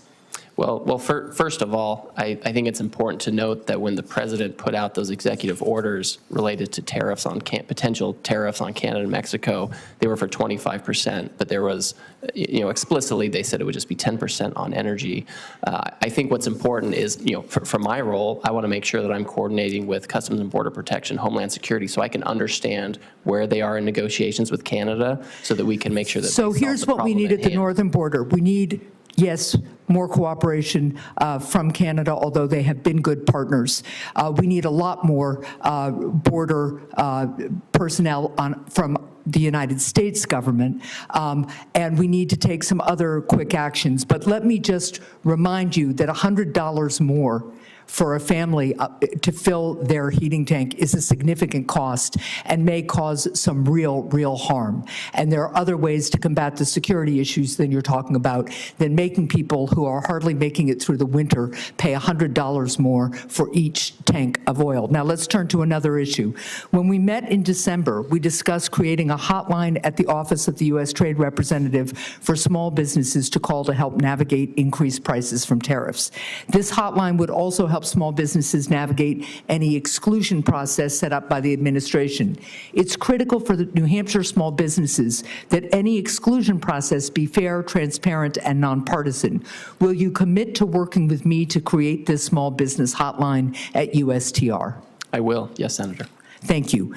I see my time is up. I'll submit my remaining question on outcompeting China, something I've worked on with Senator Cassidy, for the record. Thank you. Thank you. Senator Lujan. Thank you, Mr. Chairman, and to our ranking member for holding this hearing today. In 2024, New Mexico exported over $10.5 billion worth of goods, up from less than $5 billion the year before. Over 60% of those exports last year went to Mexico and were worth over $6.5 billion. Mr. Greer, I appreciated our conversation yesterday about your priorities and thoughts regarding the United States Trade Representative Ambassador's role in directing trade policy in this country and its impact on our economy and American workers. As you know, the 2026 USMCA review is approaching, and President Trump has threatened tariffs on Mexico. What specific changes to the agreement would you advocate for? Thank you, Senator, and I also appreciated our conversation yesterday in your office, and I know that being a border state, that gives you unique insight into our relationship with Mexico, which, as you also acknowledged, is complex, across not just trade, but security, foreign policy, et cetera. As we enter into this process of taking a second look at USMCA, which again was built into the process deliberately by the administration and Congress to make sure that the agreement remains relevant and beneficial to Americans, I think we need to look closely at things like the rules of origin to make sure that third countries or foreign countries of concern are not inadvertently or deliberately benefiting or free riding on the agreement at the expense of America and our trading partners. I want to make sure that the type of market access we've secured in Canada and Mexico are things that are actually acted upon. We all know we have issues with Canada dairy, corn into Mexico. We have had issues with energy in Mexico. These are things where our trading partners need to be held accountable, and it's important for the political and economic sustainability of that agreement and our trade relationships with Canada and Mexico that these issues be addressed and be addressed in a timely way. Are there any specific changes that you could name today, Mr. Greer, former Chief of Staff, USTR under the previous Trump administration. You were instrumental in the drafting and negotiating of these documents. You're one of the few people that has intimate knowledge about these documents, maybe most well-versed. Are there any changes that you would point to that you would change? Yes, I certainly would. I think I would want to, I mentioned the rules of origin. I think we should look at the rules of origin for automobiles and aerospace and other things. And I think we need to look and see if we need to have any kind of restriction on, content or value added from foreign countries of concern or non-market economies, countries that benefit from unfair trading practices or subsidies, and somehow get their content into goods that are going across the border, and they benefit from the agreement without taking any obligations. And so I think it would be worthwhile for us to look, working with the unions, working with industry, working with our exporters, to see what we can do to make sure that the agreement benefits American workers and American businesses as opposed to businesses and workers in third countries. Would you protect or change the language surrounding the clauses in the trade agreement to workers as it's currently drafted? We worked closely in the first Trump administration with labor to develop what I think is the most ambitious labor chapter in any agreement. Senator Wyden, he helped develop a lot of that language, including the rapid response mechanism. So Mr. Greer, as my time is expired, would you protect that language? I would certainly protect it and see if we can improve it. I appreciate that. Now, given that Mexico is New Mexico's largest trade partner, how will you ensure that increased tariffs do not disrupt my state's economy? So something that's very important to look at, and again, we have history on this. In the first Trump term, where we had a very aggressive and robust trade policy, where inflation actually went down over time, unemployment went down. And so as we're implementing, if I'm confirmed, I'm able to help implement a robust and pragmatic trade policy. At the same time, the administration is going to be implementing pragmatic energy policy, competitive tax policy, regulatory policy, permitting policy, and all of these things need to work together to result in growth across all demographics, which is something we achieved in the first Trump administration, and we can do it again. Not to oversimplify, but trickle-down economics will help my state because of the president's approach to the economy if these tariffs are enacted? Oh, Senator, I don't believe at all that it's trickle down. These are the kinds of, whether it's tariffs or market opening, these are benefits that go directly to workers who are working on the line in factory or people who are working at a farm and are going to export this. This is broad-based growth. This is how it happened in the first Trump term. There was broad wage and income growth across demographics, and I think that's the kind of growth we want to have. Mr. Greer, can I get your commitment that if these tariffs negatively impact the businesses in New Mexico, that I have your word to get that corrected? Well, Senator, I want to hear from you on what those impacts are and what we can do to make sure that they are able to benefit from the growth. I believe your word to be good. Do I have your word that I can count on you to make sure that New Mexico's businesses don't get hurt by these threatened tariffs? Senator, I want to make sure that they don't. I can't guarantee economic outcomes, but we can create incentives that are designed to benefit workers and the businesses they work for. And I want to work with you to promote that and pursue that. We can't, I can't guarantee everything the market's going to do or that wages do, but we can do what we can to make sure it's broad-based growth. I yield back, Mr. Chairman. Thank you. Senator Blackburn. Thank you, Mr. Chairman. And Mr. Greer, I'm delighted to know you have such strong Tennessee roots and how appropriate that your family hails from Trade Tennessee. We think that's a pretty good motto. And we need to get you back in the state, let you see our world-class logistics in Memphis, and meet some of these wonderful manufacturers that we have in the state. Trade is important to us in Tennessee. Last year, we had about $62 billion in goods and in manufacturing plants with over 360,000 workers. And of course, this is automobiles, it is appliances, and it's good old Tennessee whiskey. And that, of course, being a primary export from our state. But Tennessee is one of those states that is a manufacturing powerhouse. And because of this, the inputs are important. And right now, I've got two bipartisan bills over in Commerce Committee that deal with supply chains. and strengthening those supply chains, because those key components, whether it's specialty metals or minerals or active pharmaceutical ingredients, all of this in advanced manufacturing is vital to us.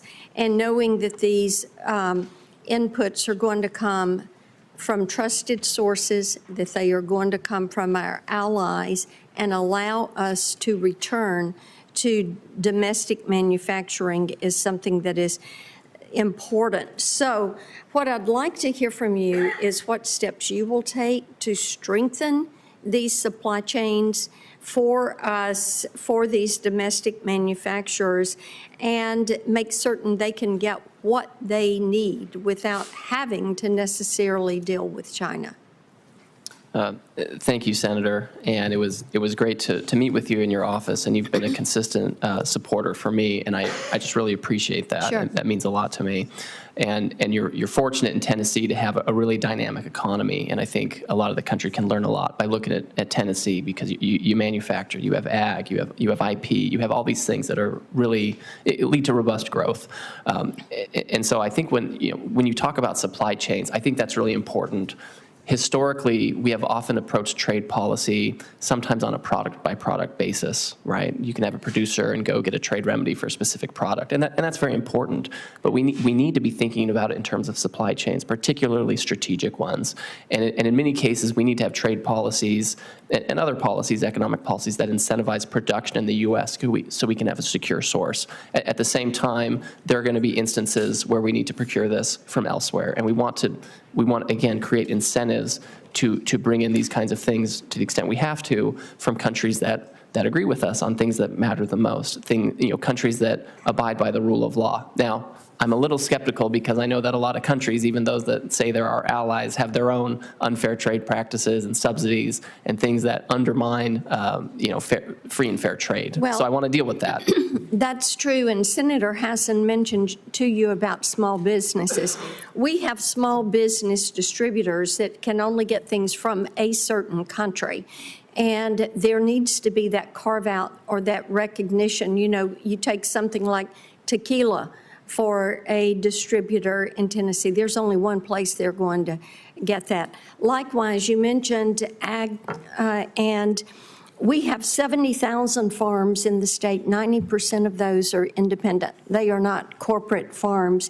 And China had agreed to purchase $200 billion. You're very well aware of that. That was part of the Phase 1 deal. You were a part of that. China is not living up to buying the soy and the cotton and the things that were included in that deal for Tennessee farmers. And we would like to have your attention on that. Senator, my attention will be on that if I'm confirmed. The President has already directed the Office of the U.S. Trade Representative to review that agreement to assess areas of noncompliance. Okay. And before my time runs out, digital trade is vitally important to us. You mentioned IP protections, and for many of our innovators, our entertainers, having this presence in digital trade and making certain that we are not weakening our position on the global stage or hurting Tennessee businesses that transact in that virtual space. That will be important. And my time is up, but I would like for you to submit to me what we can do, what you will do to recoup that digital trade and protect that IP. And I thank you. Yield back, Mr. Chairman. Thank you. Senator Welch. Pardon me. Thank you very much, Mr. Chairman, and welcome. You are being considered for one of the most important jobs that affects our economy, as you know. You have a lot of experience in the work you've done. My view is that trade policy has failed the average American. We've exported jobs in return for importing cheap goods, and it's hollowed out a lot of communities. It's something that President Trump did talk about. So the first thing I want to ask you is, how do you see and what are the specific agreements you'll be working on when you take office? Thank you, Senator, and I appreciate your sentiments on trade policy, and I really enjoyed our conversation. Right out the gate, I expect that we will be taking a second look at the USMCA. It's something that's mandated by the agreement, and as part of that review, I'm supposed to go to the public and get their views. I'm supposed to go to Congress and talk to you about your reviews. At the moment, what's your assessment of how that has worked out? That was, of course, negotiated during the Trump administration. Sure. So in some areas, it has driven, for example, expanded automotive production in North America and the United States, which is beneficial. I know that the Biden administration has taken steps to look at labor conditions in Mexico, and I know that a lot of our ag community was very happy to get secure continued and in some cases expanded ag market access. But there are problems too. What role do you see tariffs playing in our trade policy? So with respect to tariffs and trade policy, we need to create incentives to produce in America, and we need to create incentives to get market access overseas. Our average tariff rate in the United States is 3.5%, which is substantially lower than many markets. And so we've lost a lot of. You've answered my question. So you see tariffs as a tool for market access and for onshoring jobs here. Exactly. It can be used as a tool for revenue. It can be used as a tool. Well, wait, that's what that's a whole new thing. I mean, what your job is trade policy, and if what we're talking about is tariffs for revenue, would you agree with me that that's a tax? That's the tariffs are ultimately paid by the consumers. Well, taxes, Senator, are an assessment on foreign goods, on the value of foreign goods made by foreign workers in foreign countries, and then that exporter has to decide how they're going to allocate. I want to stop here a minute, because when you're using your responsibility on trade policy, I get that. But if a tariff is being used essentially as a negotiating tool on a one-off situation, as these recent tariffs on Mexico and Canada were, that's a tax, and it's beyond trade policy. It's the president trying to use that power for leverage. Do you think that the proper use of the congressionally extended authority to the president in national emergencies to impose tariffs apply to a national emergency that we have with Canada? Yes. Okay, I don't. Do you think that there should be a heads up to an ally like Canada that we're contemplating doing something that's going to have a big impact on the USMCA, where we negotiated that in good faith and by and large all parties are in compliance? Certainly. And in this instance, the president talked about this, I think, in late November and talked about it for several months. We've been hearing, I'm with Senator Hassan, this has a huge impact on Vermont. We do most of our trade with Canada, and we had a roundtable, and I just asked various businesses, and we had over 150 businesses on this call, and it was everyone from a very successful construction company, PC Construction, to a woman who gets yarn and does weaving, and organic farmers. Every one of these people was just stunned at the implications that these out-of-the-blue threats of tariffs were going to have on their businesses. I mean, don't people deserve a heads up in Vermont before they get whacked with what appears to be a tariff for an individual objective of President Trump? So Senator, the president was very transparent about this for several months, that he was contemplating doing this specifically because of the fentanyl and illegal migration issues. And so I think it is very important for people to understand what might be coming, especially when the president's going to use his congressionally delegated responsibilities to execute the laws. No, I appreciate you and your candor, but Mr. Chairman and Ranking Member, I do have concern about the abuse of the delegation of tariff authority to a president to be used in national emergency, to be used in one-off negotiating tactics. And I do believe that's a tax. And I don't think that any president should be able to unilaterally impose a tax. And one of the things I'm increasingly worried about is the abdication of our own Article I authority and weakening this branch of government for any president to totally disregard the people's branch. Thank you very much, Mr. Chairman. Thank you. Senator Warnock. Thank you very much, Mr. Chairman. In our meeting, we discussed the importance of the Inflation Reduction Act and its clean energy investments in Georgia I enjoyed our conversation very much. Welcome and congratulations to you and welcome to your family. Thank you. But we talked about these provisions in the IRA.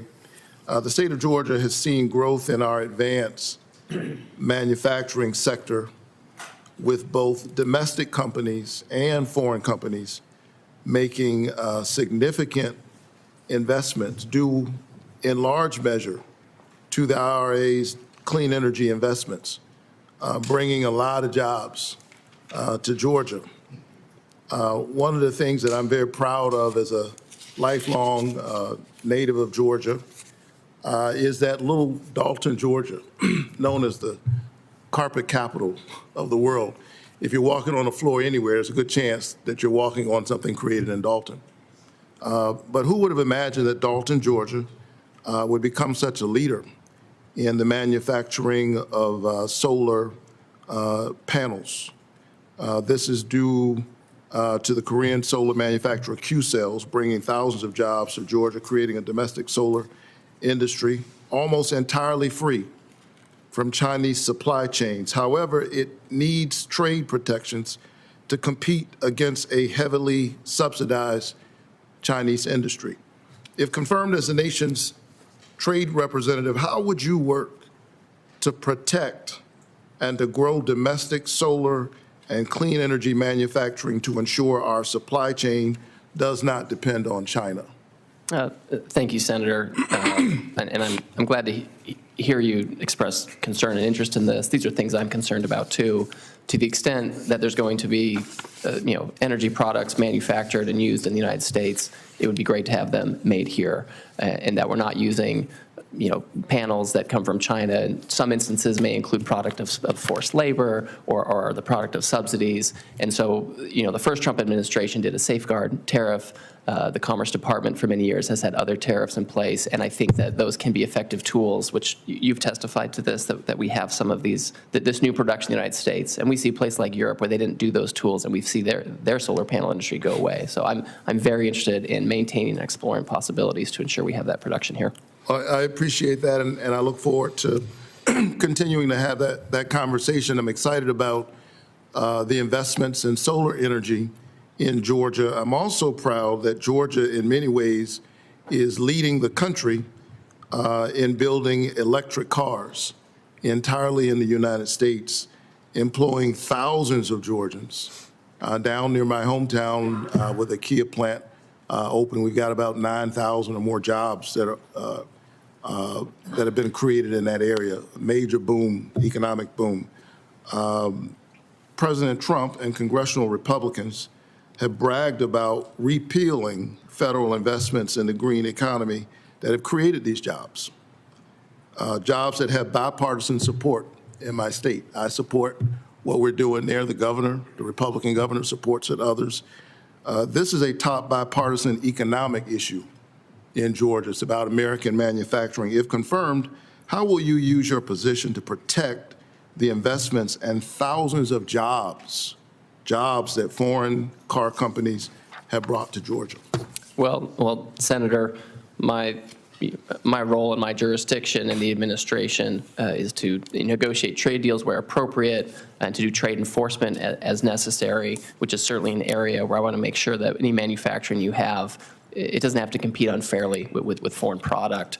With respect to other incentives or other legislation, that's something that I believe that the Treasury Department, the Energy Department, working with the President and Congress will determine the way forward on that. So I'm not sure. Would you agree that if we cede that space, that's not good, that's not a net positive result for American business and manufacturing? I mean, I think we need to have advanced manufacturing here in the United States as much as possible, whether it's, traditional or electric vehicles or solar panels or items for. So ideology around clean energy should not enter into shouldn't stop us from doing what's necessary. Well, if we're going to have manufacturers manufacturing clean energy that makes sense in the broader energy policy, we should be making those things here to the extent possible. I agree with that. Thank you so much. I have other questions, but I'm about out of time. Thank you for recognizing the time. I appreciate it. Senator Warren. Thank you, Mr. Chairman. Congratulations on your nomination, Mr. Greer. Tariffs are an important strategic economic tool, But I am concerned that President Trump is stumbling into a trade war that won't protect jobs, that won't keep Americans safe, and that won't bring down costs for American families. That said, I think you and I agree that for too long, U.S. trade policy has been a race to the bottom, with deal after deal that sold out American workers and helped multinational corporations offshore critical industries. But lately, that has been changing under U.S. Trade Rep Bob Lighthizer and then under U.S. Trade Rep Catherine Tai. And I appreciate your work as Chief of Staff under Ambassador Lighthizer. Ambassador Lighthizer, I think, had it right when he wrote that problems in our trade relationship with China and U.S. trade policy in general can be traced to, quote, the political establishment of both the Republican and Democratic parties under the influence of multinational corporations and importers, end quote. Mr. Greer, do you agree with Mr. Lighthizer that multinational corporations have just had too much power over U.S. trade policy? I agree with Ambassador Lighthizer, and I believe that trade policy in the past has been designed to help that sector and has ignored other sectors. Good. Well, we got to start by recognizing the problem, right? For too long, corporate lobbyists have bought their way into our trade policy, and I am glad to see that changing. But raising tariffs doesn't necessarily mean an end to corporate capture. When the last Trump administration hiked tariffs, corporate lobbyists lined up to demand exemptions, and now, with President Trump threatening even more tariffs, they're ready to do it again. So what did this tariff exemption process look like the last time around?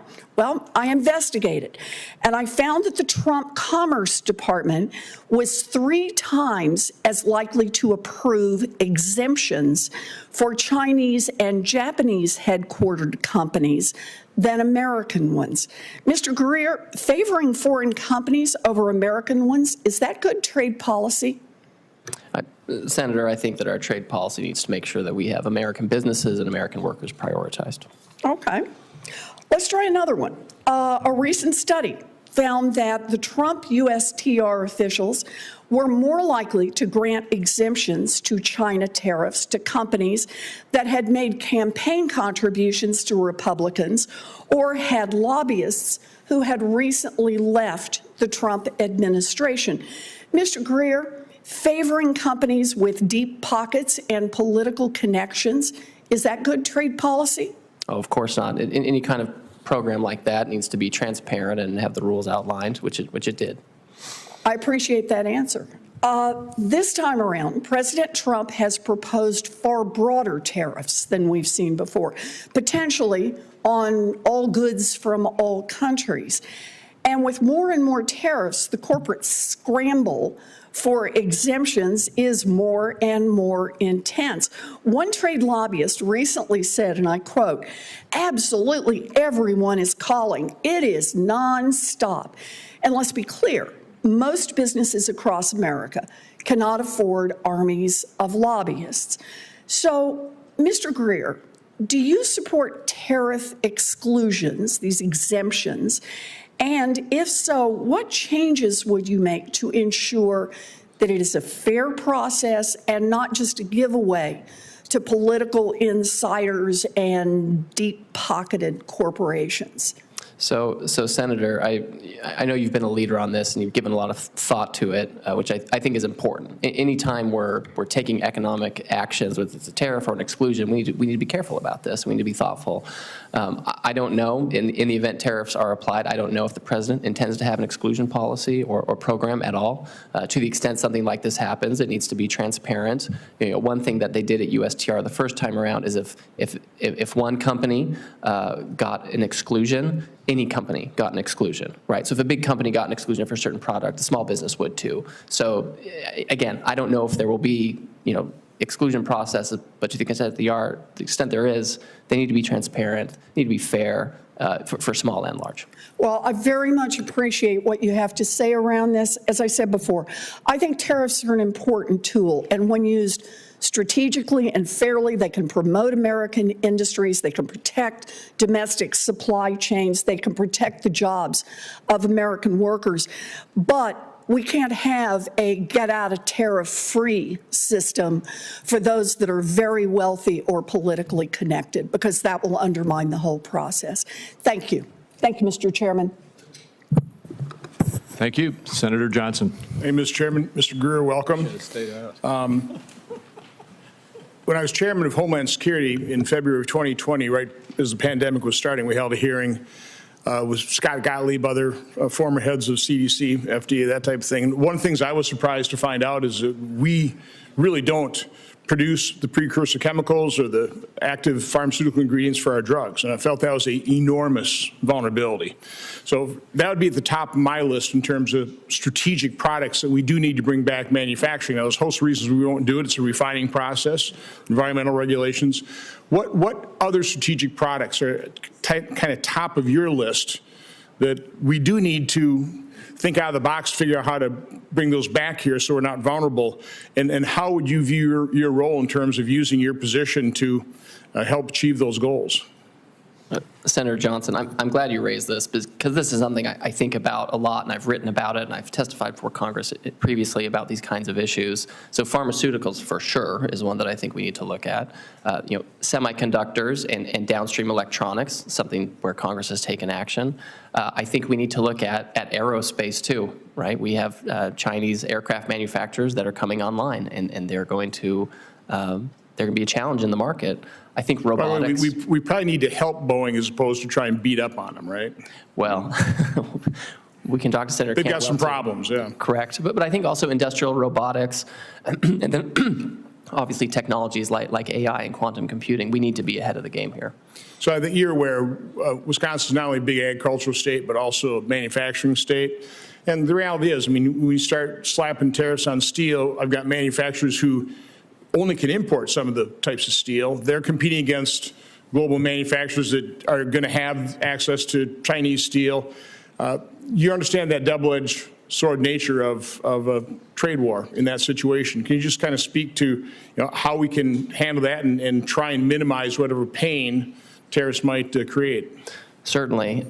So the steel and aluminum tariffs that were imposed by the Trump administration and kept by the Biden administration, as I think you know, are managed and operated by the Department of Commerce. And so, to the extent I'm working with the Secretary, if he's confirmed, I'm happy to talk to him about this. I think it's important that the administration and the Commerce Department receive feedback. And I, of course, I'm happy to have feedback on some of these more sensitive areas. We have to have a steel and aluminum industry here. We simply have to. And it does require protection because of all the overcapacity in the world. But to the extent there are concerns about the program, we certainly need to hear from you and your constituents. I know China's a really bad actor here. They've produced grotesque levels of overcapacity. They're destroying the steel industry. Right. It's a problem that has to be dealt with. It's not an easy one, though. So all I'm asking is your commitment to be working very closely with us, answer our phone calls when we've got a real problem that needs to be highlighted. Again, there's multiple uses for tariffs. Scott Bessent talked about that. Again, to force trading partners to be fair with us, to achieve other goals. President Trump's certainly used that in his first term to secure the border when Mexico wasn't cooperating with Remain in Mexico, threatened tariffs, and all of a sudden we secured the border. Another one they're talking about is revenue. And I just want to kind of go through what the revenue amounts are you talking about. I'm obviously highly concerned about $1.8 trillion deficits, more than 1.5 as far as the eye can see. This could be one component, but I've heard figures of almost $1 trillion in revenue or replacing the income tax. I mean, I'm just not seeing it. So again, I'm an accountant, I like numbers. The latest trade figures I have is in 2023, we had about $3.9 trillion of imports, but of that, only about 3.1 were goods. I'm not aware that we ever put tariffs on services, correct? We haven't put tariffs on services. So we got about $3.1 trillion of imports. I mean, even a 10% across-the-board tariff would raise about $310 billion in tariff revenue. That's not even close to replacing your income tax. So talk to me, again, where am I hearing these figures? Where is President Trump potentially getting these figures? What do you have in your mind a goal in terms of what revenue you want to raise through some type of tariff policy? Certainly, I'm happy to talk about this. Clearly, some of this is in the wheelhouse of the Secretary of the Treasury with respect to the income tax, and there are conversations and initiatives going on right now about spending and what are appropriate levels of spending. I don't think we're in a position to tomorrow fund the entire government using tariff revenue. I mean, I don't think that's the case. I don't think anyone thinks that. But I think that historically we have had tariff revenues as an important part of funding the government prior to the income tax. And having that was when the federal government was 2% of GDP, and now that's right. It was 25. So that's right. So I think these things combine. There's a question of how do we fund the government? What should the government be paying for? What does the budget look like? And I understand I'm repeating your question back to you, essentially. I'm not giving you a number because I don't have a number on this, but I think these are important issues to chase down. And I think that we have to have a sense that if we're going to be if the president wants to use tariff revenue, it's important to make sure we have a good handle on the budget and how those revenues could be used. And that's a conversation with Congress, obviously, as well. But just to confirm, my numbers are largely accurate, correct? About $3.1 trillion in goods being imported? On import goods, yes, that's exactly right. Thank you. Thank you, Mr. Chairman. Thank you, Senator Cassidy. Mr. Greer, let me first compliment you. Your kids, if this is my grandson, he'd be climbing the wall right now. You know what I'm saying? So they've been incredibly well behaved and minimal fidgeting, if any fidgeting at all. So congratulations on your parenting skills. Thank you. Let me ask you this. You have been concerned, expressed skepticism about the need for binding dispute mechanisms at the WTO. But my rice producers and others have won decisions at the WTO on commitments by other countries on agricultural subsidies, and yet they're not enforced. And so are my agricultural people just out in the cold? There are disputes that they win, but they now don't even have a dispute. And if they get the dispute, it's not enforced. You see, help my rice producer here. How are we going to handle that? No, Senator, I think you're exactly right, and that's part of the reason why I show skepticism sometimes about the WTO, because we win a case, we get a result, and then it's not fixed, or it's fixed on the surface in some other. Now there's two different issues, though. One, you got to win the case, and then you got to enforce it. Exactly. But the first step is winning the case, and that I say there's been some progress in. It's the lack of enforcement, which is critical. But that doesn't necessarily throw out winning the case, if you follow what I'm saying. Certainly. I mean, listen, if you're trying to get rid of a trade barrier, there are a few ways to do it, right? You can try to negotiate it, which is on its face not always successful if you don't have the leverage behind it. If you have a case, you have some legitimate authority to go to them and say to change it. We also have domestic laws like Section 301 and others that can identify and detect unfair trading practices. Now, those are 301 and all those are kind of like economic necessity. Are you saying that we would use other mechanisms, we would abandon, if you will, WTO IDR, to use a bunch of abbreviations, and rely upon existing laws domestically to provide a tariff relief? So I think we need to use any tools we have available to get relief so we can have the market access. So I guess my question is, why would we be tossing a tool out? If we want any tool, but we're tossing out the tool of the IDR, even if there's been faulty commitment, it seems to me like we're taking a tool and we're getting rid of it when we just said we want any tool that we can. Well, Senator, I think part of the problems we've had with the WTO, and this has been bipartisan. I've seen letters from the chairman and the ranking member talking about how we need to make sure that the WTO doesn't undermine our trade rights and our trade laws. Listen, if we can use the WTO effectively to negotiate rules or to get a good panel result, that's fine. But we need to your point, we have to have enforcement. And at the end of the day, what that means is USTR has to go to the country and enforce the law. And sometimes that means imposing tariffs on them. When we say trade enforcement, that means tariffs. Often. Okay, so that's my next question. You're setting it up beautifully. About 40% of the imported shrimp to the United States come from India. Now, the EU, Japan, and the U.S. finds illegal antibiotics in their shipments. And there's also allegations that they use forced labor at every step of the supply chain. I think I've raised this with your former boss, with Catherine Tai, and now with you. If we have tariffs as a tool, and we can show, my gosh, there's phytosanitary issues, there is forced labor issues, and yet we are having our people driven out of business by shrimp being dumped into our country, would you commit to putting a slap and a tariff on the shrimp if we can show that it's being imported under those circumstances? Well, Senator, if there's a process and Section 301 and other statutes have a process behind them. If I prejudge them, I get in trouble in the courts, right? But if we have an investigation and it shows there are unfair trading practices, you can certainly impose a tariff or other measures if that trade practice isn't remedied. And I think it's really important to work with you and the shrimpers, because if they feel like they're not getting the relief they need from trade remedies or other venues, then we need to explore whether it's Section 301 or other tools to make sure that we're detecting the unfairnesses and addressing it. Sounds great. Let me echo something I think Sheldon Whitehouse brought up. We spoke about it when we met.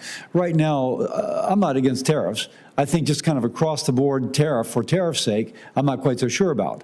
And I'm not quite sure exactly how the law is being applied. But one thing I am concerned about is that China is not enforcing environmental regulations. They produce a lot of sulfur dioxide, nitrous oxide, you name it, in the atmosphere, blows in the trade winds over into our country, but it lowers their cost of manufacturing by not enforcing those environmental regulations by 20%, and our industry moves there because they've just lowered their manufacturing cost by 20% by dumping their air pollution on us. Now, this classical economics, you would tax the externality, and I have proposed a fee on the carbon-intense product from countries which do not enforce internationally accepted norms on pollution control. Any thoughts upon that? Well, I think you've articulated the problem statement very well. I think there's an unlevel playing field, and I think that other countries take advantage of total lack of environmental regulations. And we'll differ, obviously, in our country on the appropriate level of environmental regulations, but we're cleaner than these other places in the way we manufacture. And I think it would be interesting to explore with you and the rest of the committee, how do we actually address that issue? And I think we do have to think of creative notions on how to do it. I take that as your commitment to support the foreign pollution fee. Thank you very much. Senator Young, no, excuse me, Senator Tillis. Okay, Senator Young, you're up. All right. Well, thank you, Mr. Tillis, Mr. Chairman. Mr. Greer, during the last administration, trade policy seemed to be treated as an abstract concept. Not really an opportunity for America to gain market share, to make our people wealthier. If anything, trade policy was something that where we were consistently in a defensive crouch. It screamed insecurity. It screamed weakness, and I'm certainly expecting better from this muscular administration as it relates to trade policy. Ignoring trade doesn't make us stronger. It cedes ground. It cedes ground when we are actively looking for partners and allies to help us shore up our supply chain by building redundancies. It cedes all sorts of economic ground. I've introduced a Strategic Minerals Act. We introduced it yesterday that would give this president and future presidents more authority when it comes to renegotiating sector-specific free trade agreements, focused exclusively, in this case, on critical minerals and rare earth elements. We need these. We don't have them in the ground here. So we need to trade in order to get access to them. My legislation is designed to bolster cooperation. We're looking for vectors of cooperation with friends and allies, to eliminate barriers, to enhance our nation's economic security so we're not starved of essentials as we were recently during the pandemic. Mr. Greer, you've expressed support for sectoral trade agreements in the past. If confirmed, which countries and sectors do you see as the most viable for securing market-opening trade deals that will uplift American businesses and workers? And how will you ensure that the United States is no longer shut out of critical supply chains? Senator, I appreciate your views on this and the conversation we had in your office. I'll note at the top that the president's trade policy memorandum that he set out 2 weeks ago, one of the things he talked about was considering whether bilateral or sectoral agreements might make sense in some areas. And I spoke earlier with Senator Johnson about some of the key supply chains that I worry about, pharmaceuticals, semiconductors, critical minerals, rare earth. I think think those all fall into that. Yes. I want to be very careful when we're talking about trade agreements because I don't want to be in the position of going to a country that has a $50 billion trade surplus already and they want us to pull down our tariffs on trucks and cars for them. Like that to me is not the kind of trade I want. Understood. But if there is a sectoral agreement with like-minded countries who are aligned with us on, security, rule of law, things like that, those are the kinds of places where I think we should focus. Excellent. Well, I'm encouraged by that response. Given the limitations of executive agreements, they only last for the duration of a president's term. In this case, it would, of course, be 4 years. And the necessity of congressional approval for binding market access deals, do you believe USTR would be in a stronger position if Congress provided a clear legislative framework similar to TPA, but tailored for sector-specific agreements like those for critical minerals? Senator, I want to think about that because I think that's creative. I think that any trade agreement that the USTR might bring to Congress, I want to have full support, right? I mean, at USMCA, we had 89 senators vote for it. Yep. We had almost 400 folks in the House vote for it. That's the level of support I want. And if Congress thinks that a legislative framework will help with that, I'm happy to talk about what makes sense. Okay. A related topic of great interest to me because the United States is so sophisticated when it comes to the digital economy is digital trade. There's a geopolitical overlay to our engagement with other countries, our tearing down barriers to our digital products. And that overlay is essentially if we embed in our products our values, privacy rights, consumer protection, transparency, all the things Americans value, then if the Chinese or others want to sell into our large economy allied countries or the United States, they need to abide by our values. So that's really exciting. But there's, of course, an economic dimension to this as well. Here again, the previous administration did nothing despite bipartisan support for expanding digital trade access. Instead, they played defense the whole time, thinking trade was a four-letter word. Mr. Greer, if confirmed, how will you work to prevent the discriminatory treatment of U.S. companies in key global markets and ensure they're competing on a level playing field when it comes to digital trade? Senator, in the first Trump administration, we took action under Section 301 to combat discriminatory digital services taxes. I know there are many jurisdictions in the world right now that are doing this and other measures to try to control the business models of our digital champions. And I want to make sure that if anybody's regulating our digital companies, it's going to be us. And they can't discriminate against it. And I think that we need to explore using Section 301 and other measures to make sure that we're able to stay competitive globally. And I look forward to working with you towards that objective. Thank you so much. Thank you. All right. And now Senator Tillis. Thank you, Mr. Chairman. Little Jamieson and Pearl, my staff are bringing you all a goodie bag. Jamieson, you need to know that I have 3 big sisters. They're awesome, although sometimes they can be bad. And Pearl, you get to share that with your sisters, but you have control as a little sister. Mr. Greer, thank you for being here. You've done an extraordinary job, and there's nothing I can do in 5 minutes that would do justice to all the discussions I want to have with you about trade policy. North Carolina, more than 50% of our trade is Canada, Mexico, and China. And yet I am wide open to some of these innovative ideas to hold these countries accountable because it could be some short-term uncertainty and gain with the benefit of long-term pain, with the benefit of long-term gain. Just one question, Mr. Chair, I would like, with unanimous consent, to submit this commentary from Mr. Greer just recently on the posture that we should have towards South Korea. So without objection. I'm going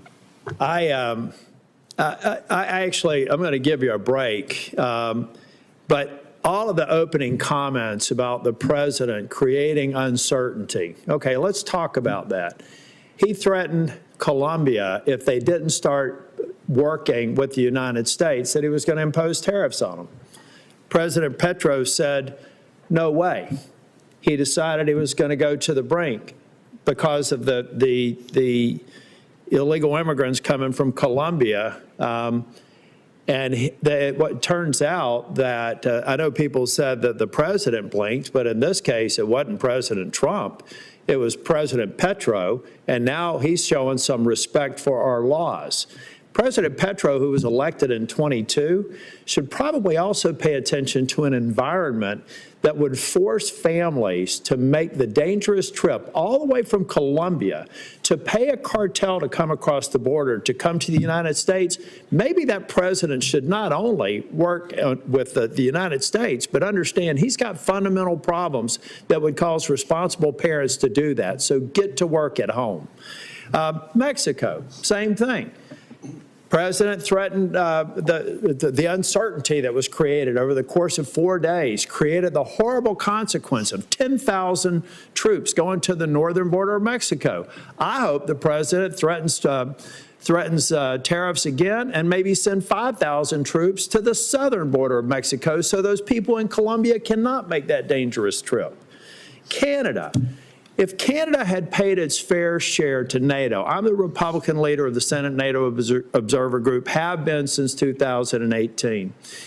If Canada, in this century alone, the last 24 years, had paid their fair share to NATO, we would have $1/3 of $1 trillion in modernization and readiness that doesn't exist because they are a laggard. They are also taking advantage of our border, and they are taking advantage of trade agreements. Putting them on notice, I think, is necessary because they're acting like petulant children because they're north of the U.S. border, the most powerful nation on earth, and they're taking us for granted. And I think you're going to find very specific examples of where they've done that on trade, and that's where we need to tailor, I think, our agreements. South Korea, you've very articulately and your commentary have identified the threat there and the way that they're trying to counter unfairly, I believe, our big tech and high tech in general businesses, and some in their own country, and silent on China. And then finally, China. You know, at the end of the day, we know in North Carolina, if we get into a broad-based trade war, we're going to get damaged, particularly in North Carolina. They're going to close off access to their markets for pork and chicken, et cetera. But we have to hold them accountable, folks. I have seen counterfeit goods that have killed people coming from China.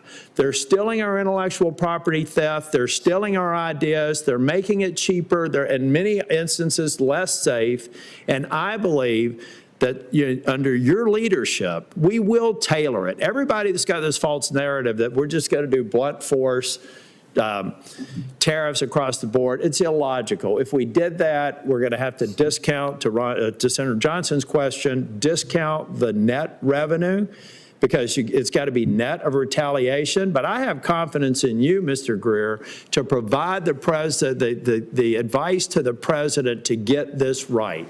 It is time for Europe. It is time for Canada. It is time for China. It is time for the countries of South America to understand where we've been treated unfairly, we no longer will, and I look forward to supporting your nomination.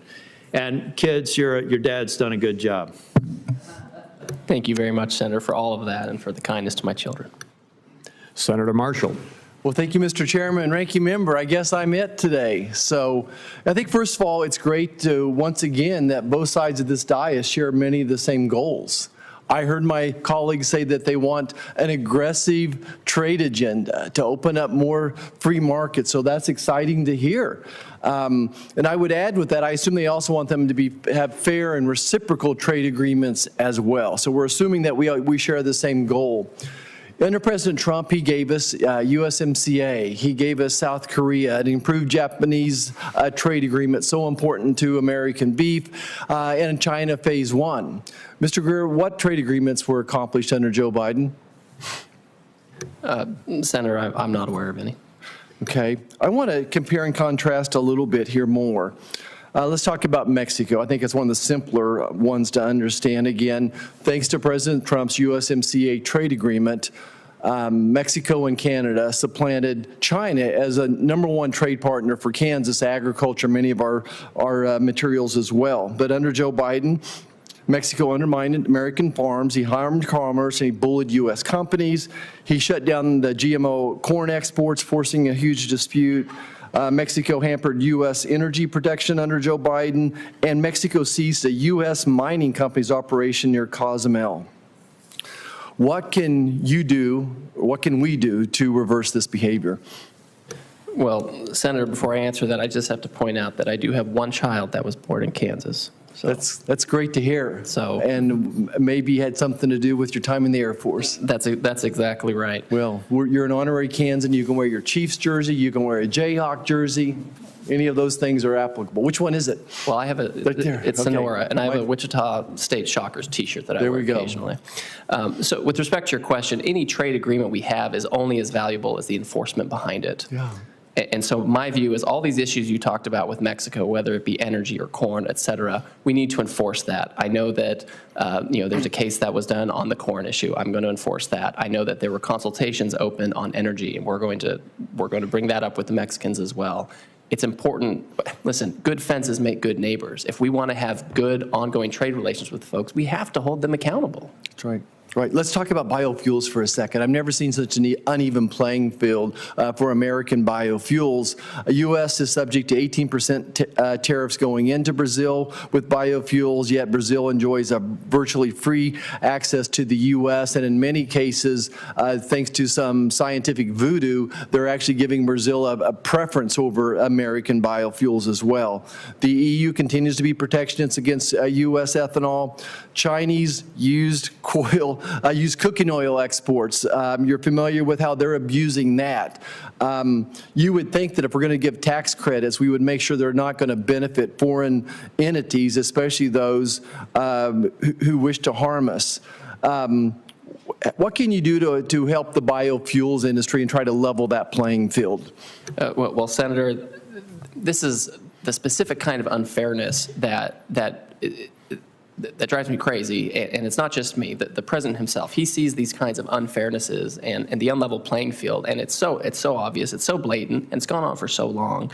Again, in the first instance, you can certainly go to somebody like the Brazilians and say you need to fix this, but it has to be followed up with or else, right? I mean, that's a little crude, but we need to have leverage, and if we need to gain leverage by taking investigatory actions or other actions, we'll do that. It'd be much better to do this on a negotiating basis.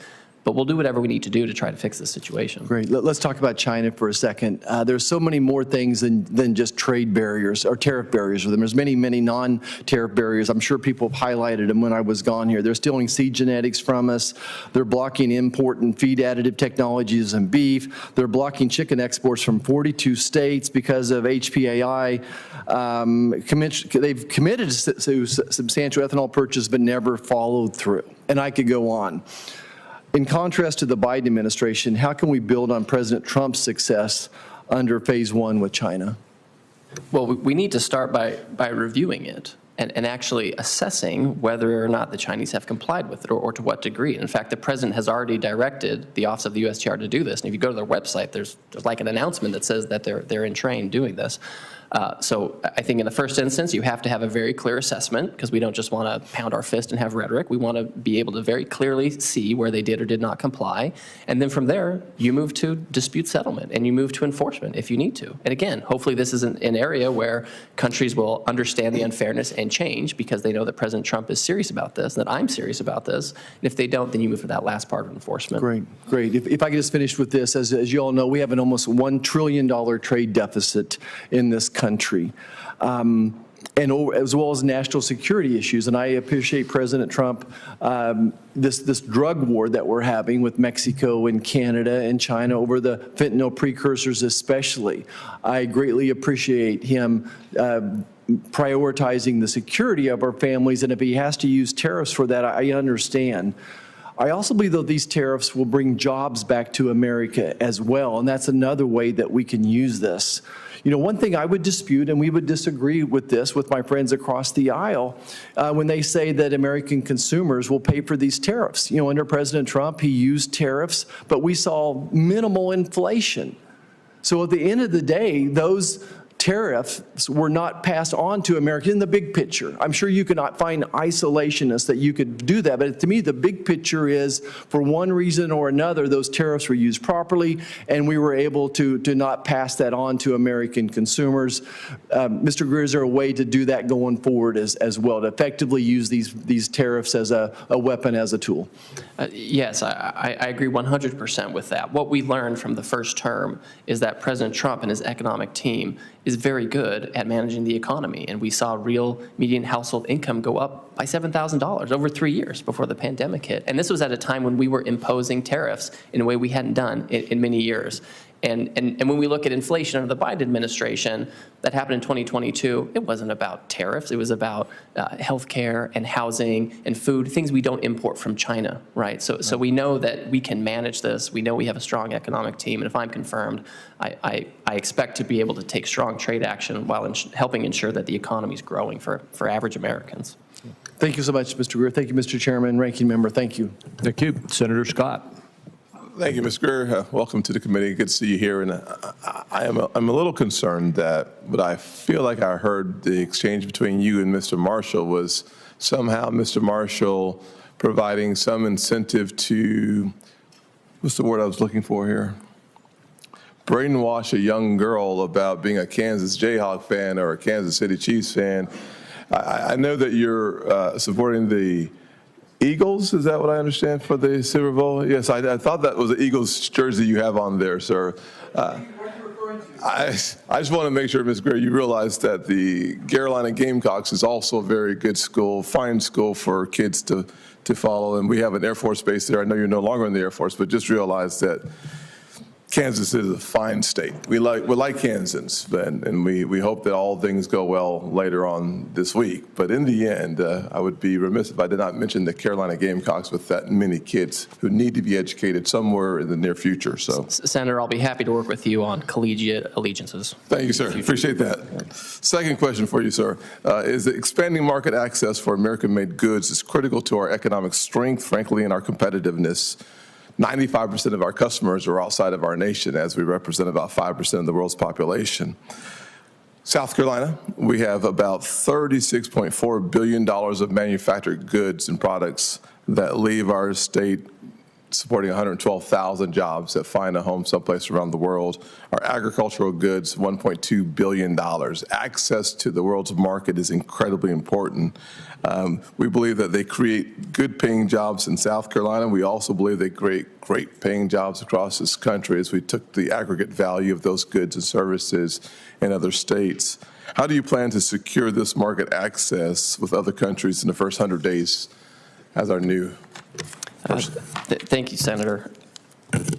I would say that when I look at some of our largest trading partners, they're our largest trading partners because we import so much from them. We have somebody like Vietnam, for example, where they've reached their historical high trade deficit in goods with us, over $100 billion. This is something that has grown substantially. So we have a lot of trading partners like this that enjoy very substantial trade access in the United States, and we don't have reciprocal access going the other way. And to me, this is a huge problem, and it's a problem for our workers, and it's a problem for exporters and manufacturers in places like South Carolina and elsewhere. So I think in short order, we will be approaching these countries to assess their unfair trade practices and why it is that they're able to have and maintain these huge trade imbalances with us over many years. That it doesn't make sense when we have so many products where we're competitive and we should be able to ship overseas. And again, I've mentioned this before, I expect the Trump administration will have competitive energy policy, tax policy, regulatory policy, permitting policies that will only help us be more competitive in these foreign markets. But we have to open them, and I think we need, I need, if I'm confirmed, I have to be able to go to these countries and explain to them that if they want to enjoy continued market access to the United States, we need to have better reciprocity. So it seems to me that the president's tariffs approach, really, one has to do with punishment, the other has to do with right-sizing our approach to a global economy, and both seem to have the American consumer in mind and our national security in mind as well. And the more efforts we see from the president in this direction, it seems like his ability to recalibrate the global system and, frankly, to make it more responsive to Americans, net positive long-term. Senator, I agree with you. I couldn't put it better myself. I think that's exactly the way we need to do this. This is the time to restructure the global trading system to better serve American workers and businesses. It also seems to me that there are countries like China. I'm not sure the politically right way to say this, but they lie, they cheat, they steal. And yet, with the World Trade Organization, they still have a most favored nation status. What should we do about that, and how do we re-examine that and try to figure out how to right-size that relationship as well? Senator, I think that's really important, because I think if you look historically, granting China permanent normal trade relations is one major cause of why we're in the situation we're in now with unbalanced trade. And I think it's important for Congress and the administration to work together about how that looks going forward. In fact, it's something that the president put in his trade policy memorandum. He specifically said, consider the legislative options related to permanent normal trade relations. There are a lot of ways to go about it. Obviously, you want to make sure that the economy is doing well and we have growth, but we want to make sure that we're not dependent on China for strategic goods, that our farmers aren't so dependent on them that they can be victims of economic coercion. So I would love to have a conversation with you about that. Mr. Chairman, my last comment really doesn't necessarily need a response, but from my perspective, our first weapon for national security ought to be an economic weapon, a non-kinetic option. And to the extent that we deploy that weapon in the most effective way possible, we keep more Americans safe, keep our soldiers at home, and frankly, I think it recalibrates or it repositions America as a city on the hill. And I hope that we engage in the most effective approach and use of that economic weapon that we possibly can. I agree with that. Thank you. Thank you, Senator Barrasso. Thank you, Mr. Chairman. Mr. Greer, thanks so much for being here, and thanks so much for taking the time to visit in my office. As U.S. Trade Rep, you're going to be the tip of the sphere in advancing President Trump's pro-growth and pro-worker trade agenda. You're going to be working to open up new markets for our nation, for our producers, including for Wyoming mining, Wyoming energy production, and for our farmers and ranchers. You'll also be protecting America's interests and fighting back against abusive trade practices from foreign adversaries that undermine U.S. industries and our critical supply chains.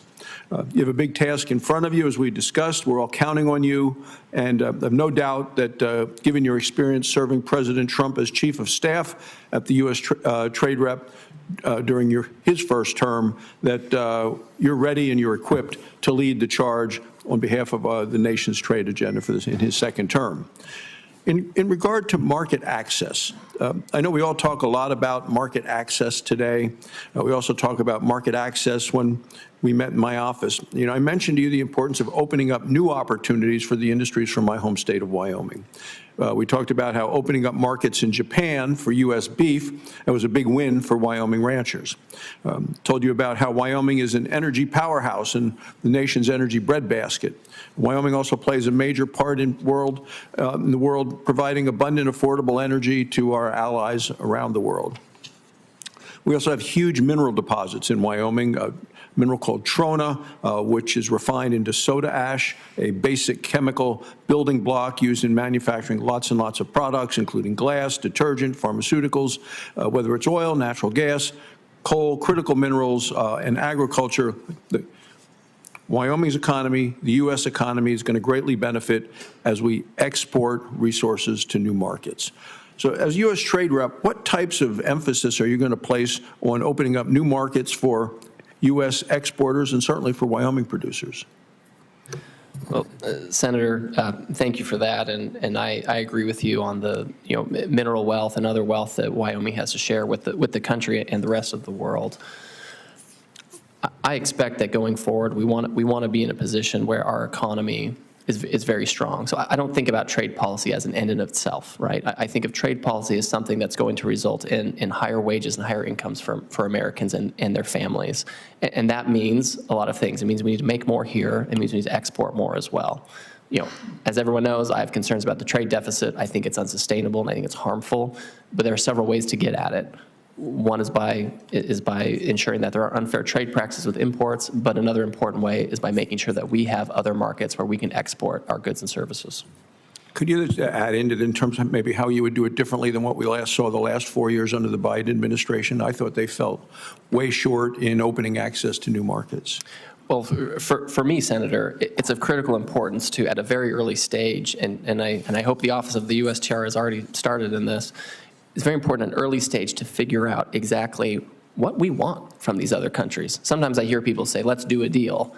And I say, well, what's the deal? What's the deal that you want, right? So the more specificity that I can obtain, if I'm confirmed from our industries and from our workers about what kind of market access we need and where, it'll make my job all that much easier to be able to go in and go to these countries that have enjoyed market access to the United States for a very long time, but who maintain high tariff and non-tariff barriers and say, this is what we need and this is what we expect. And if you're going to continue to have good relations economically with the United States, we are going to expect access. And this isn't about muscling people or being a bully. It's about having fair and reciprocal access.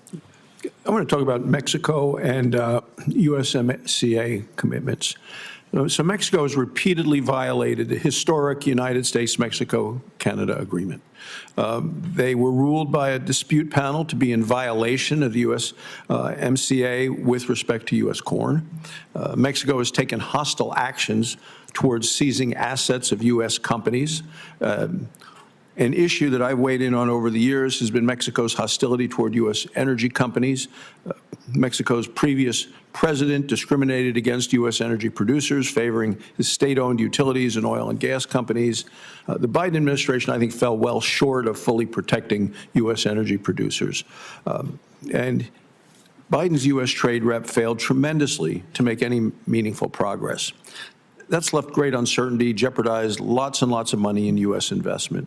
First, Mr. Chairman, I'd like to enter into the record a bicameral letter that I led on the need to address this matter. Without objection. Thank you, Mr. President. And so the question is, going forward under the Trump administration and with Mexico's new president, who's now in office, how important it's going to be for you, U.S. trade rep, to help protect U.S. energy companies and their investments? Senator, I share all of the concerns that you just laid out. American energy companies, we're the cleanest companies, our labor practices are good, our governance practices are excellent, and that's why our energy companies are partners of choice all over the world. And so I will expect at a very early stage to be able to go in and look at where the Mexicans have been discriminatory against us or taken unfair action or favored their state-owned industries over ours, where they have violated the USMCA, and to move forward. If it requires consultations, we'll do that. If it requires enforcement action, we'll do that. Thank you, Mr. Chairman. Thank you. And Mr. Greer, we're getting close. Senator Wyden has another question, and I believe you'll wrap up, and then I'll wrap up, and we'll be done, right? You will be liberated soon, Mr. Greer. Go ahead, Senator Wyden. My question to you, and I'm going to get into one quick area and then make a short closing statement, deals with forced labor. And forced labor and doing everything we can to block it is, of course, the morally right thing to do, but it's also enormously important to American businesses and American workers. And in fact, we've on a bipartisan basis thought that was so important. USTR sits on the primary enforcement committee. It's called the U.S. Forced Labor Enforcement Committee. And I would like to know how you think we're going to be able to wage this fight, because USAID and the foreign players are having their roles reversed under what we have been talking about here in the last couple of weeks. So I'd like for your thoughts on what's going to be done to have an aggressive effort against forced labor, which I think is an important effort for the United States for the reasons I just mentioned. So, Senator, I agree entirely with you on the forced labor issue, both morally and economically.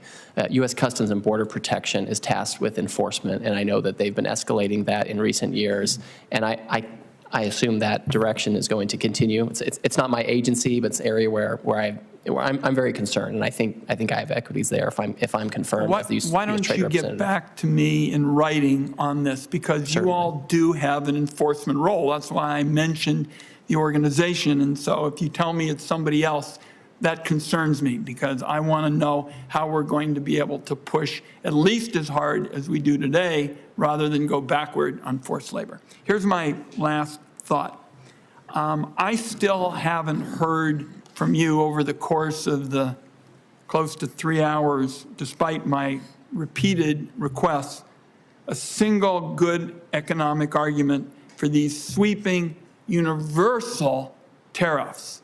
And in fact, some of my colleagues who haven't really had a chance to get into this over the years said, well, that's what we did under Trump 1.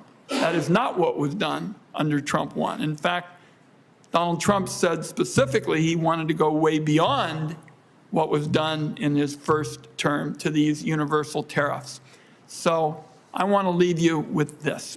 I feel so strongly about trade being done right. I want to continue to discuss these issues with you. I'm not convinced we're there yet, because this is particularly critical to our competitiveness, to inflation, to what it's going to mean for working people and small businesses. And as I say, I consider this absolutely a prerequisite to doing trade right. And we have not gotten, in my view, a sufficient answer on the question of our time, which was the big change in policy from Trump 1 to Trump 2, because they're not, as my colleagues suggested, well, the same thing. They're not. This has much more extensive consequences, and I'll just close by way of saying I was supportive of the targeted tariff approach in Trump 1. And I think you might have been in my office with Bob Lighthizer when we talked about it, because then we said we're going to go in and really laser out an approach that ensures that we get the upside of a tariff without the anti-consumer downside. So I want to invite you to continue to work with me and my office to see if we can get through this and come to an agreement in terms of how it's going to be pursued at your office, because I think this is central. And I remember working with you in the past, and on a number of questions this morning, your views and mine coincide. But on this question of what's going to happen with a big universal tariff, this is brand new ground. I don't think it exists in history. It wasn't part of Trump 1, but it's got the potential to do a lot of damage to the American people and the American economy. You don't want that. I don't want that. Let's continue to talk about it. Thank you, Mr. Chairman. Thank you, Senator Wyden. And Mr. Greer, again, thank you for appearing. As Senator Wyden indicated, you've been here nearly 3 hours now and have responded, as you have in previous meetings with members of the committee, to their questions very well. And I think you've done a phenomenally good job. You have shown that you are completely capable and qualified for this job. I look forward to working with you and making sure that we get your nomination confirmed as soon as possible. With that, I would like to remind my colleagues that the deadline for submitting any questions for the record is 5 p.m. today, and the Finance Committee will stand adjourned.